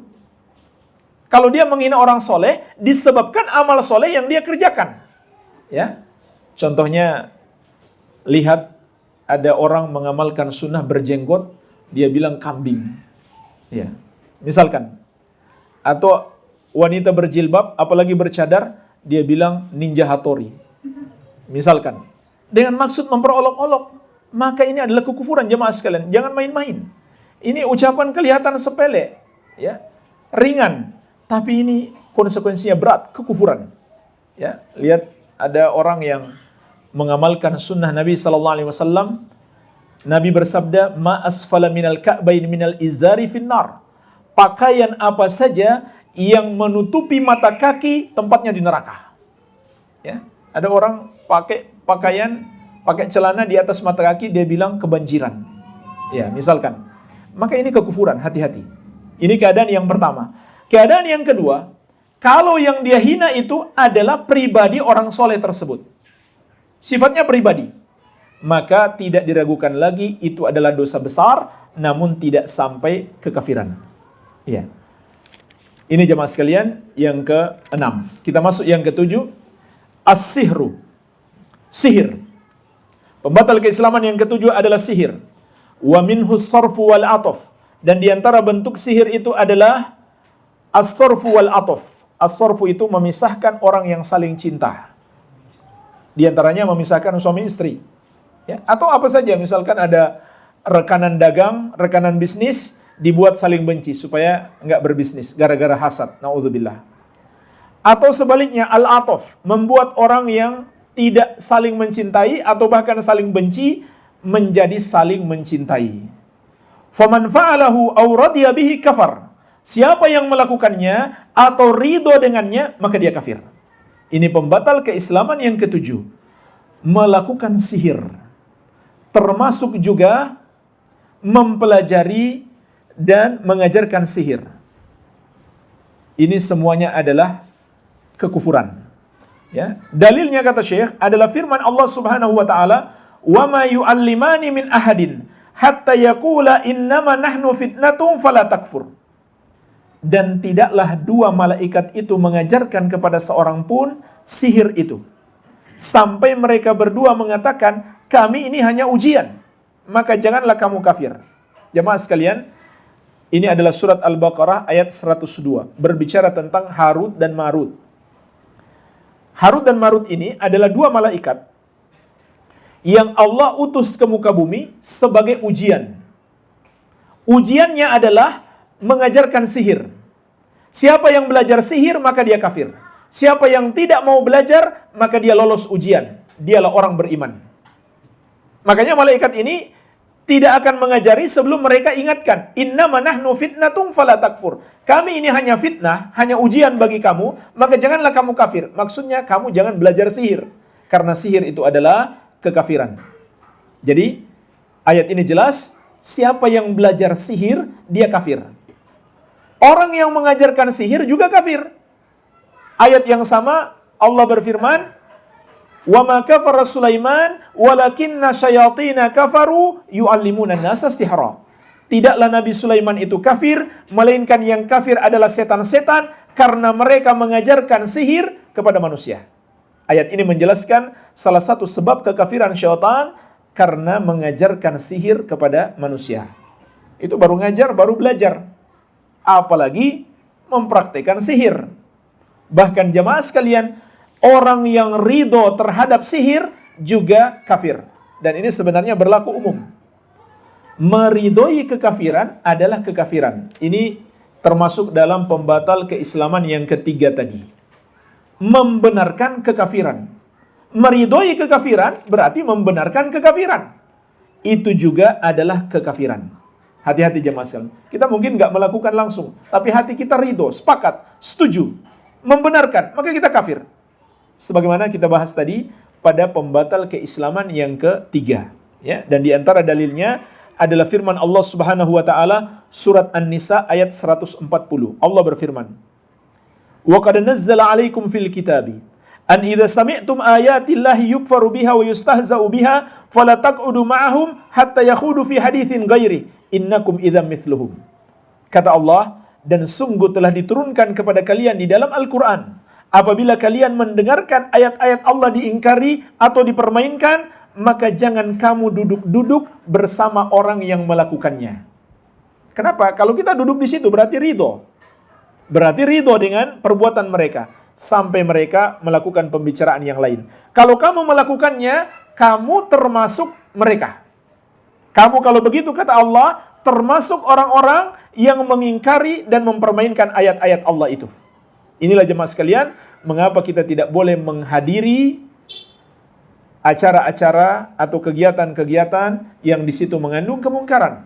Kenapa? Karena kehadiran kita itu berarti persetujuan, ridho, pembenaran terhadap perbuatan dosa itu. Allah mengatakan, innakum idzam mithluhum. Kamu kalau begitu sama seperti mereka. Iya. Jadi ini tentang sihir. Satu faedah jemaah sekalian tentang sihir. Sihir itu ada dua macam kata para ulama. Sihir hakiki dan sihir takhyili. Sihir yang sifatnya hakikat dan sihir yang sifatnya pengkhayalan. Iya. Sihir yang sifatnya hakikat artinya apa? Betul-betul terjadi. Ini bahkan sampai bisa membunuh, menyakiti, memisahkan antara suami istri, membuat suami istri bercerai, saling benci. Iya. Yang kedua, ada sifat sihir yang sifatnya pengkhayalan. Maksudnya apa pengkhayalan? Sebenarnya enggak terjadi. Cuman mata kita dikhayalkan seakan-akan terjadi. Mata kita yang disihir. Contohnya, tukang sihir yang seakan-akan merubah satu bentuk ke bentuk yang lain. Jemaah sekalian, ulama sepakat, tidak ada yang bisa merubah satu zat menjadi zat lain. Nggak ada yang bisa merubah. Ya. Tidak ada yang bisa merubah satu zat menjadi zat lain. Contohnya, daun dirubah jadi uang. Ya. Ini mustahil, nggak mungkin terjadi. Ulama sepakat, tukang sihir nggak bisa merubah hakikat. Tukang sihir nggak bisa merubah hakikat. Ini yang saya maksud, tidak ada yang bisa merubah satu zat menjadi zat lain. Maksudnya tukang sihir tidak bisa merubah hakikat. Iya. Termasuk penggandaan uang, mustahil. Nggak mungkin. Dan itu sepakat ulama. Nggak ada perbedaan pendapat. Dan secara logika juga nggak masuk akal. Ya. Uang 100.000, satu bisa dijadikan 200. Ya. Dengan sihir. Bisa tidak jemaah sekali? Nggak masuk akal. Ya. Nggak mungkin terjadi. Kecuali dia mencuri. Ya. Dia perintahkan setannya mencuri, kemudian datangkan. Ya, seakan-akan dia menggandakan. Padahal tidak. Ya. Dan jemaah sekalian, kalau dia betul menggandakan, berarti uang satunya palsu. Ya. Dia bisa ditangkap sama pemerintah. Ya. Nah, ulama sepakat, tukang sihir nggak bisa merubah hakikat. Tapi dia bisa menipu, menyihir mata kita. Ya, seakan-akan berubah, padahal tidak. Ya, sebagaimana yang Allah sebutkan tentang tukang sihirnya Fir'aun. Saharu a'yunan nas wastarhabuhum. Mereka menyihir mata-mata manusia dan membuat manusia takut. Nabi Musa pun tersihir. Yukhayyalu ilaihi min sihrihim annaha tas'a. Dikhayalkan kepada beliau dari sihir mereka seakan-akan tali itu berjalan, tali temali itu berjalan, padahal tidak. Ya, tali itu tetap saja tali, nggak berubah jadi ular. Tapi orang-orang melihatnya seperti ular. Ini namanya sihir mata. Sama jemaah sekalian, tukang sihir yang melakukan sesuatu yang mustahil. Contohnya apa? Ada tukang sihir yang menyembelih seseorang, dia pisahkan kepalanya, lalu dia satukan kembali. Mungkin nggak secara logika? Nggak mungkin. Nggak mungkin terjadi. Dan memang itu nggak mungkin terjadi walaupun dia penyihir. Walaupun dia seorang penyihir. Iya. Nggak mungkin terjadi. Tapi mata kita yang ditipu. Iya. Baik. Ini yang ke-7. Ya, 3 lagi, Masya Allah, sedikit lagi. Ya. Yang ke-8 adalah mudhaharatul musyrikin wa muawanatuhum 'alal muslimin. Membantu orang-orang musyrik dan menolong mereka untuk memerangi kaum muslimin. Jemaah sekalian, ulama menjelaskan di sini ada 2 rincian tentang menolong orang musyrik dalam memerangi kaum muslimin. Ya. Atau bersikap loyal kepada orang kafir. Itu ada 2 pembahasan. Pertama, sampai pada kufur akbar. pelakunya murtad keluar dari Islam.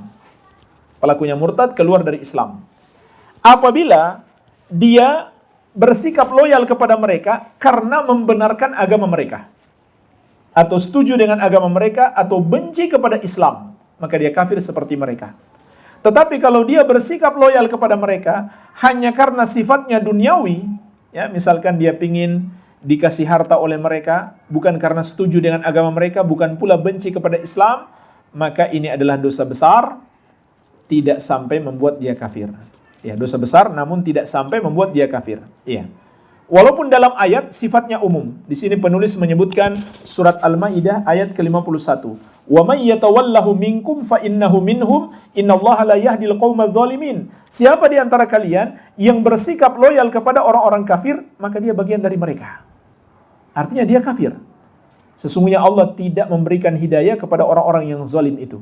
Namun jemaah sekalian, ada hadis yang memperkecualikan ayat ini, yaitu kisah sahabat yang mulia Hatib bin Abi Balta'ah radhiyallahu anhu. Singkatnya adalah sahabat ini menolong orang-orang kafir Makkah dengan cara membocorkan rahasia penyerangan Rasulullah SAW ke kota Makkah. Maka para sahabat minta izin untuk membunuh beliau.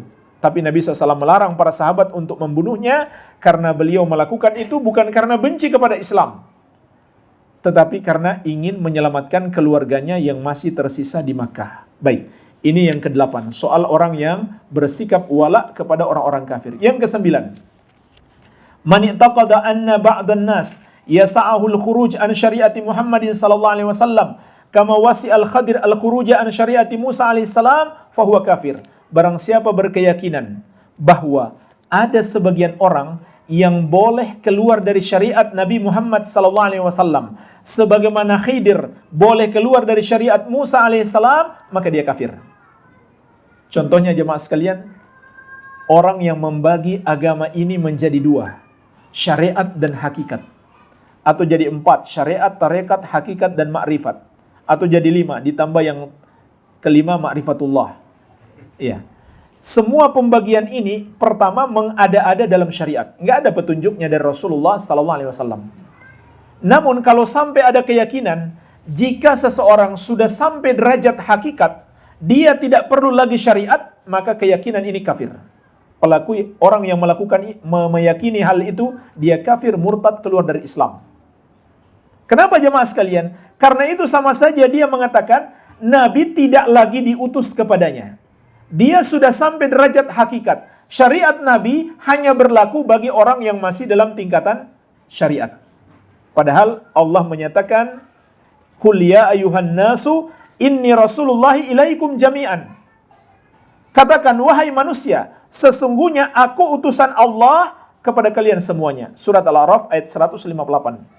Maka ketika seorang mengatakan, dia sudah sampai derajat hakikat, dia nggak perlu lagi sholat. Sholat itu baru derajat syariat. Syariatnya siapa? Syariat Nabi Muhammad SAW. Berarti seakan-akan syariat Nabi tidak berlaku baginya, maka dia mengingkari pengutusan Rasul kepada seluruh umat manusia. Iya. Tapi jemaah sekalian, mereka punya alasan, punya dalil. Alasannya, Nabi Khidir alaihi salam tidak mengikuti syariat Nabi Musa. Maka jawabannya adalah, Nabi Khidir memang bukan umat Nabi Musa alaihi salam. Beda dengan Nabi Muhammad SAW. Setelah beliau diutus, semua umat manusia harus ikut beliau. Nabi terdahulu hanya diutus untuk kaumnya saja. Dan Nabi Khidir bukan termasuk kaum Nabi Musa alaihissalam. Ya. Sebagaimana surat Al-A'raf ayat 158, aku diutus untuk kalian semuanya, wahai manusia. Kita masuk yang ke-10 jemaah sekalian. Ini yang terakhir. Al-i'rad an dinillahi azza wa jalla la yata'allamuhu wa la ya'malu bih. Berpaling dari agama Allah. Tidak mau belajar sama sekali, tidak pula mengamalkannya. Jemaah sekalian, ulama menjelaskan maksud berpaling di sini adalah berpaling secara menyeluruh.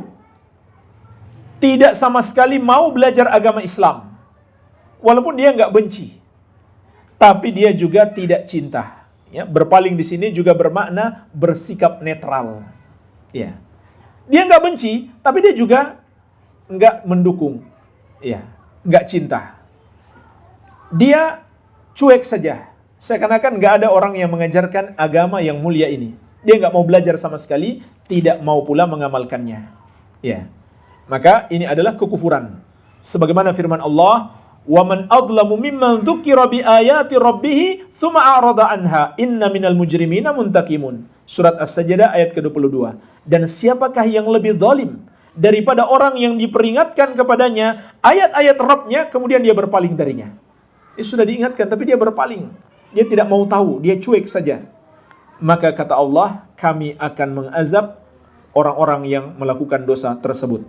Sebagai penutup jemaah sekalian, beliau berkata, wala farqa fi jami' hadhihi nawaqid bainal hazil wal jad wal khaif illa al mukrah. Tidak ada bedanya dalam semua pembatal keislaman ini antara orang yang melakukannya main-main, bersungguh-sungguh atau takut. Hati-hati jemaah sekalian, nggak ada perbedaan. Orang yang melakukan kesyirikan dan kekafiran ini sekedar dia main-main atau bermaksud atau takut. Makanya nggak boleh kita bikin film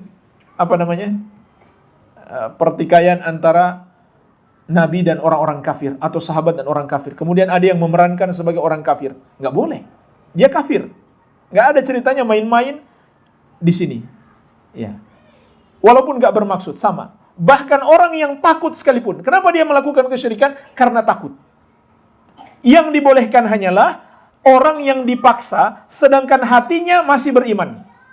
Misalkan dia dipaksa ini maksudnya dia nggak bisa melawan. Kalau dia nggak lakukan, bisa fatal akibatnya. Misalkan dia dipaksa di ujung pedang.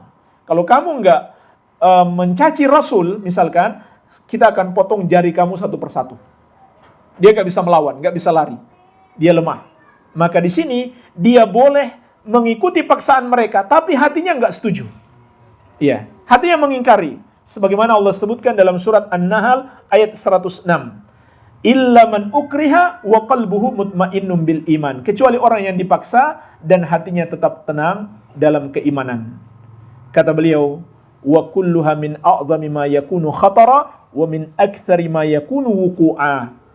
Semua pembatal keislaman ini adalah dosa yang paling berbahaya dan paling banyak terjadi, makanya kita ingatkan. Fayan bagilil muslim ayyahdharaha wa yakhafa minha ala nafsihi. Sudah sepatutnya seorang muslim berhati-hati darinya dan mengkhawatirkan dirinya jangan sampai terjerumus di dalamnya. Na'udzubillahi min mujibati ghadabihi wa alimi iqabihi. Kita berlindung kepada Allah dari sebab-sebab yang mendatangkan kemurkaannya dan kerasnya azabnya.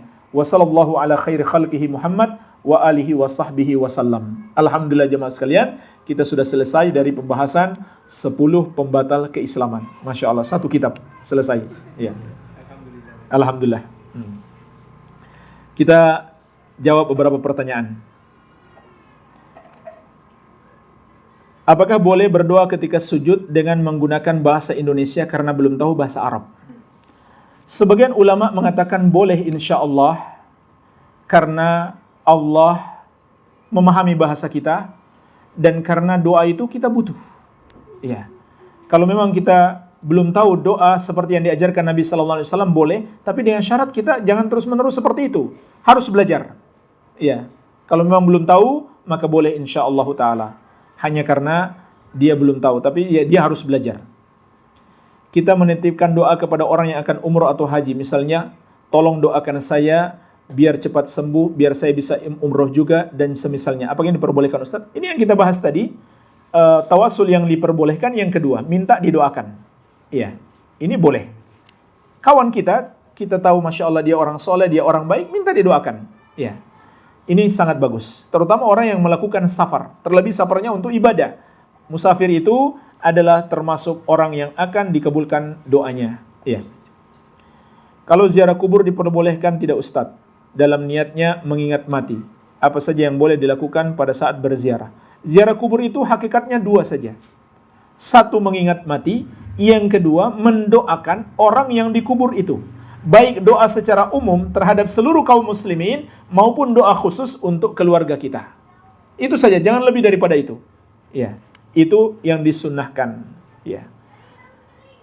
Kalau berziarah makam Nabi SAW pada saat umroh, bagaimana hukumnya?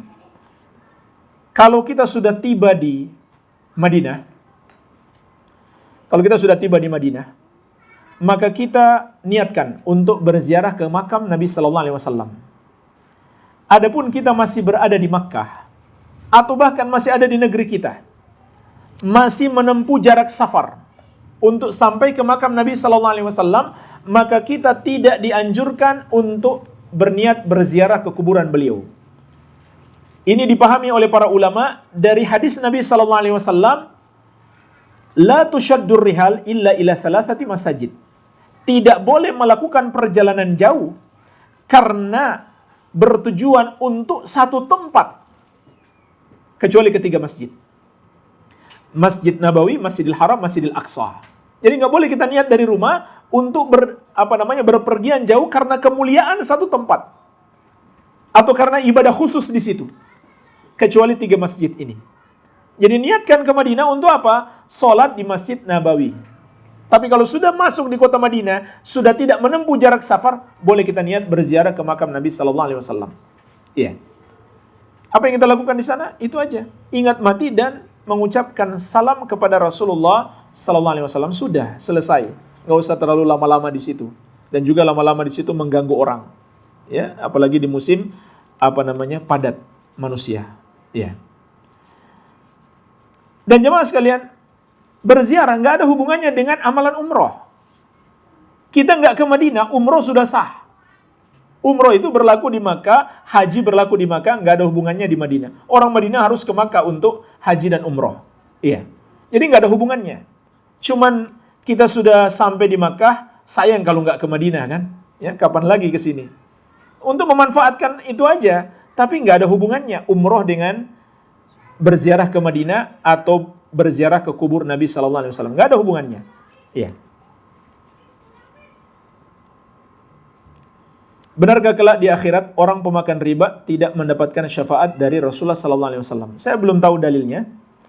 Hanya saja setiap umat Islam yang tidak melakukan kesyirikan dan kekafiran ada kemungkinan mendapatkan syafaat. Tapi kita nggak bisa pastikan. Saya termasuk yang dapat syafaat, nggak bisa. Ya. Ada kemungkinan, karena hadis yang kita sampaikan tadi, bahkan Nabi SAW mengatakan, syafaati li ahlil kabair min ummati. Syafaatku untuk para pelaku dosa besar dari kalangan umatku. Maksudnya yang tidak melakukan kesyirikan dan kekafiran. Masih ada harapan mendapatkan syafaat. Dan riba termasuk dosa besar. Ya. Riba adalah dosa besar, tetapi apakah ada dalil yang menunjukkan dia nggak akan dapat syafaat? Wallahualam, saya belum tahu. Ya. Yang tidak akan dapat syafaat, yang jelas-jelas dalam Al-Quran adalah orang-orang musyrik lagi kafir. Allah mengatakan, ma lidzalimina min hamimin wala syafi'in yuta'. Tidak ada bagi orang-orang zalim itu kawan setia dan pemberi syafaat yang akan ditaati. Iya. Apakah termasuk syirik ikhtiar jika kita datang kepada dokter karena dalam keadaan sakit untuk disembuhkan atau datang ke dokter untuk berusaha mendapatkan keturunan? Padahal yang menyembuhkan dan memberikan kita keturunan adalah Allah Subhanahu wa taala. Iya. Jemaah sekalian, mendatangi dokter karena satu penyakit adalah hal yang mubah. Adalah hal yang mubah. Kenapa mubah? Karena dokter adalah sebab yang Allah ciptakan untuk kesembuhan. Meyakini sesuatu itu bisa menyembuhkan karena itu adalah sebab yang Allah ciptakan, itu adalah hal yang mubah. Tapi kalau kita meyakini dia yang menciptakan kesembuhan bukan semata-mata sebab, itu adalah syirik. Iya. Jadi kita yakin dokter itu hanya sebab. Allah yang menyembuhkan. Ya. Termasuk orang yang misalkan ada satu penyakit, dia nggak bisa hamil, nggak bisa punya keturunan. Maka diperiksakan ke dokter, ternyata betul ada penyakit misalkan. Selama kita yakin dokter itu hanya sebab, Allah yang menyembuhkan, maka itu adalah bahkan itu adalah tauhid. Ya, meyakini dokter itu hanya sebab, Allah yang menyembuhkan. Ya, kalau kita yakin dokter yang menyembuhkan bukan Allah, maka itu adalah syirik besar. Demikian pula termasuk syirik kalau hati kita bergantung kepada dokter, bukan kepada Allah. Maka itu adalah syirik besar atau kecil? Hah? Tadi sudah kita jelaskan. Syirik besar atau kecil? Syirik kecil jamaah sekalian. Karena dia masih yakin dokter itu hanya sebab. Tapi hatinya bergantung kepada dokter. Syirik besar atau kecil? Kecil. Siapa yang jawab tadi? Masya Allah. Ya. Syirik kecil. Karena dia yakin dokter itu hanya sebab. Tapi hatinya bergantung kepada dokter. Allah yang menyembuhkan, dia yakin. Iya. Kebanyakan kali materinya ya. Nggak masuk semua ini. Saya kira nggak mencatat karena hafalannya kuat. Iya. Baik. Jadi tidak masalah insya Allah selama hatinya bergantung kepada Allah dan meyakini hanya Allah yang bisa menyembuhkan. Tidak masalah. Beda kalau dia datang ke dukun. Iya. Nggak sama datang ke dokter dan datang ke dukun. Iya. Dukun bukan sebab yang Allah ciptakan untuk kesembuhan. Dokter adalah sebab yang Allah ciptakan untuk kesembuhan. Dukun bukan sebab. Iya. Kemudian dokter menggunakan cara yang mubah. Dukun menggunakan cara yang haram. Walaupun sembuh. Tapi dengan cara yang haram. Yaitu minta pertolongan kepada selain Allah atau berbuat syirik. Jadi beda. Jangan samakan datang ke dukun dan datang ke dokter. Iya. Dan Nabi SAW bersabda, Man atakahinan aw arrafan fasaddaqahu bima yaqul faqad kafara bima unzila ala Muhammadin sallallahu alaihi wasallam. Siapa yang mendatangi dukun atau tukang ramal, kemudian dia percaya dengan ucapan dukun atau tukang ramal tersebut ketika dia mengabarkan berita gaib, maka dia kafir kepada Al-Qur'an yang diturunkan kepada Nabi Muhammad sallallahu alaihi wasallam. Kenapa? Karena dia telah mempercayai selain Allah tahu perkara gaib. Iya. Kalau habis berwudu, dilap dengan handuk, sahkah wudunya? Sah, tidak masalah. Boleh dilap, enggak masalah. Bahkan Nabi SAW punya kain, ya, istrinya menawarkan kain untuk beliau melap sisa wudunya. Enggak apa-apa, enggak masalah, tidak terlarang. Ya. Bagaimana jika driver travel mengantar tamu membawa ke tempat makan babi? Hukumnya bagaimana jika tamu tersebut seorang kafir? Ya, termasuk tolong-menolong dalam dosa. Termasuk tolong-menolong di dalam dosa. Ya. Wala ta'awanu 'alal itsmi wal udwan. Jangan kalian tolong-menolong di dalam dosa dan permusuhan. Ya. Tidak boleh. Bolehkah akhwat yang sedang haid atau datang bulan memasuki masjid dan mengikuti majelis taklim? Memang ulama berbeda pendapat tentang seorang wanita haid untuk masuk ke dalam masjid. Ya, pendapat yang paling hati-hati insya Allah, jangan masuk ke masjid kecuali memang ada hajat, ya, ada kebutuhan. Ya. Untuk taklim insya Allah dibolehkan karena memang tidak ada dalil yang tegas melarang wanita haid datang di masjid. Yang terlarang tentunya adalah kalau dia sampai tidak berhati-hati sehingga darah haidnya tercecer di masjid. Ya. Tidak ada dalil tegas yang sahih yang melarang wanita haid datang ke masjid. Ya, tidak mengapa insyaallah taala kalau ada keperluan. Tapi kalau nggak ada keperluan apa-apa, hanya sekedar mau misalkan ketemu teman yang bisa dilakukan di luar, ya, maka sepatutnya dihindari untuk berhati-hati. Wallahu alam. Apakah ada uzur terhadap kekafiran karena kebodohan akan hal tersebut? Syekh Muhammad Bazmul hafizahullah ta'ala menyebutkan, sebenarnya ulama sepakat, ulama ijma, uzur terhadap orang yang melakukan kekafiran karena kejahilan itu ada. Ini kata beliau, hasil dari penelitian beliau, sebenarnya ulama sepakat uzur terhadap pelaku kesyirikan karena kebodohan itu ada.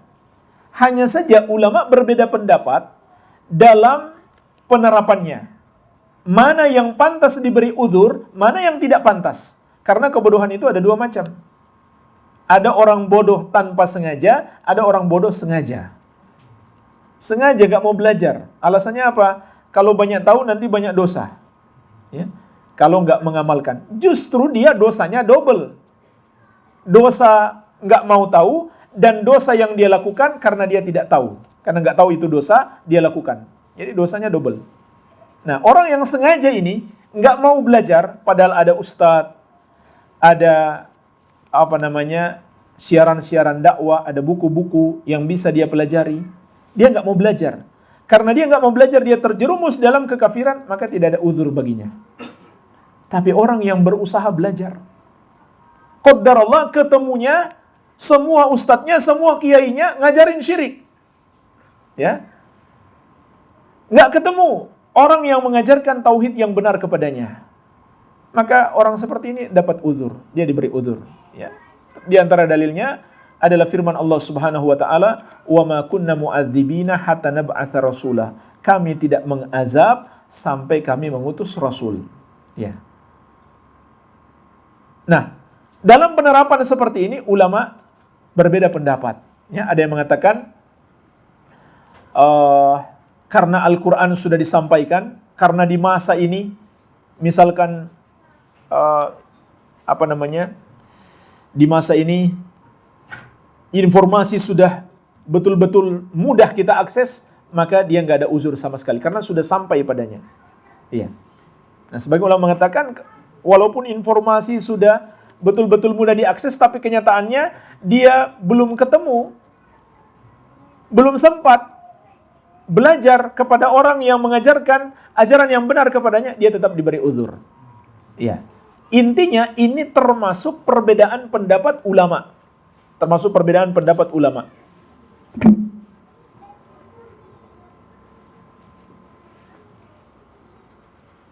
Coba saya bacakan salah satu penjelasan Syekh Ibnu Utsaimin rahimahullah.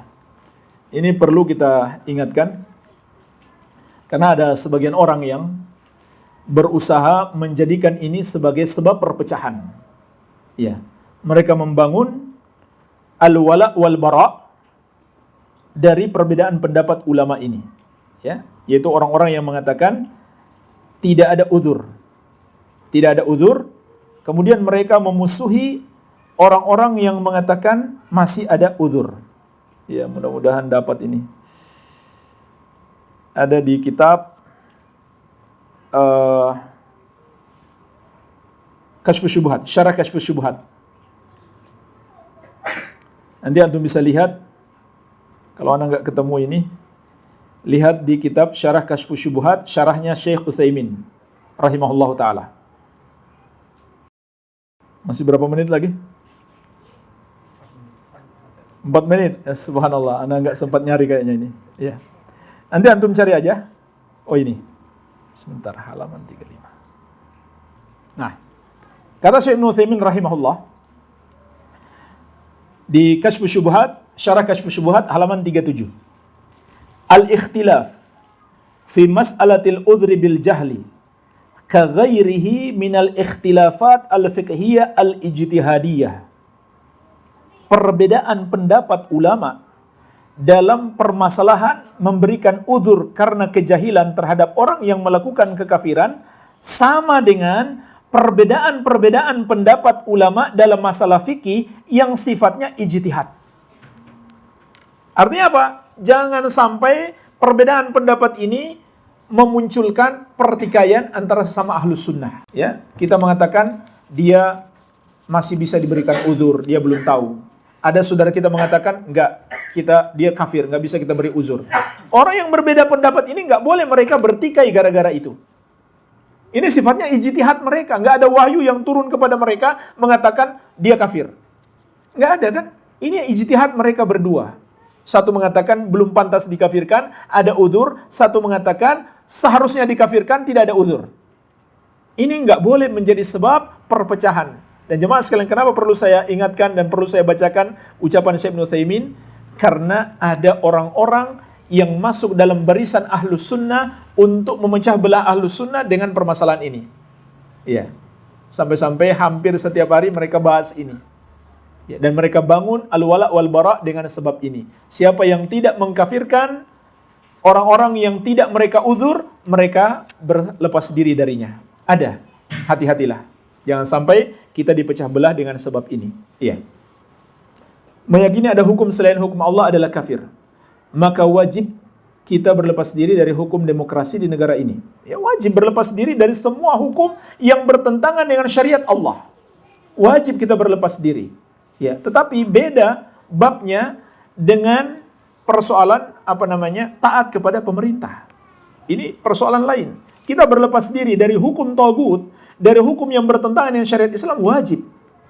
Tetapi taat kepada pemerintah dalam hal kebaikan itu persoalan lain. Persoalannya itu apa? Itu adalah perintah Allah untuk taat kepada pemimpin kita. Selama dia masih muslim, perhatikan firman Allah dalam surat An-Nisa ayat ke-59. Ya ayyuhalladzina amanu atiullaha wa atiur rasul wa ulil amri minkum. Wahai orang-orang yang beriman, taatlah kalian kepada Allah dan taatlah kepada Rasul dan ulil amri di kalangan kalian. Ulil amri minkum. Ulil amri dari kalangan kalian. Kalian siapa? Kaum muslimin. Artinya selama pemerintah kita masih muslim, walaupun dia tidak berhukum dengan syariat, jika dia menyuruh kita untuk melakukan hal yang baik, wajib kita taat. Kalau menyuruh kita melakukan dosa, nggak boleh kita taat. Tapi itu tidak bermakna kita boleh untuk melengsarkannya, tidak. Ya, Nabi SAW telah mengabarkan kepada kita akan datangnya pemimpin yang tidak berhukum dengan syariat. Yakunu ba'di a'immah. Dalam hadis riwayat Muslim dari Hudzaifah ibnul Yaman radhiyallahu anhuma. Akan datang sepeninggalku para pemimpin. La yahtaduna bihudaya wa la yastannuna bisunnati. Mereka tidak mengambil petunjukku dan tidak mengamalkan sunnahku. Jemaah sekalian, apa petunjuk Nabi? Apa sunnah Nabi? Semua syariat Islam. Artinya Nabi sudah kabarkan kepada kita akan datangnya para pemimpin yang tidak berhukum dengan syariat.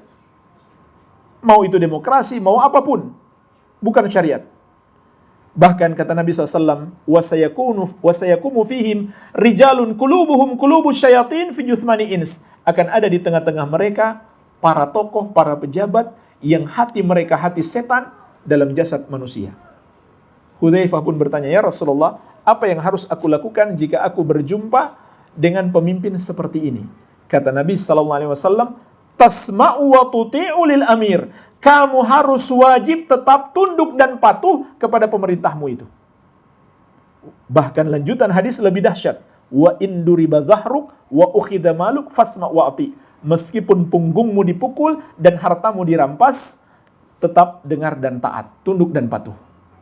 Jadi Nabi SAW sudah kabarkan kepada kita, ada pemimpin yang tidak berhukum dengan syariat, dan beliau tetap memerintahkan kita untuk tunduk dan patuh, dilarang memberontak.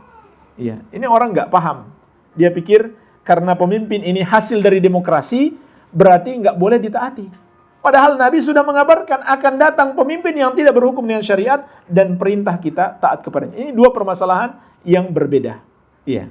Demokrasinya salah, tapi selama dia masih muslim, tetap kita nggak boleh melengsarkannya, dan ini sepakat ulama, tidak ada perbedaan pendapat. Sama dengan hadis Nabi SAW.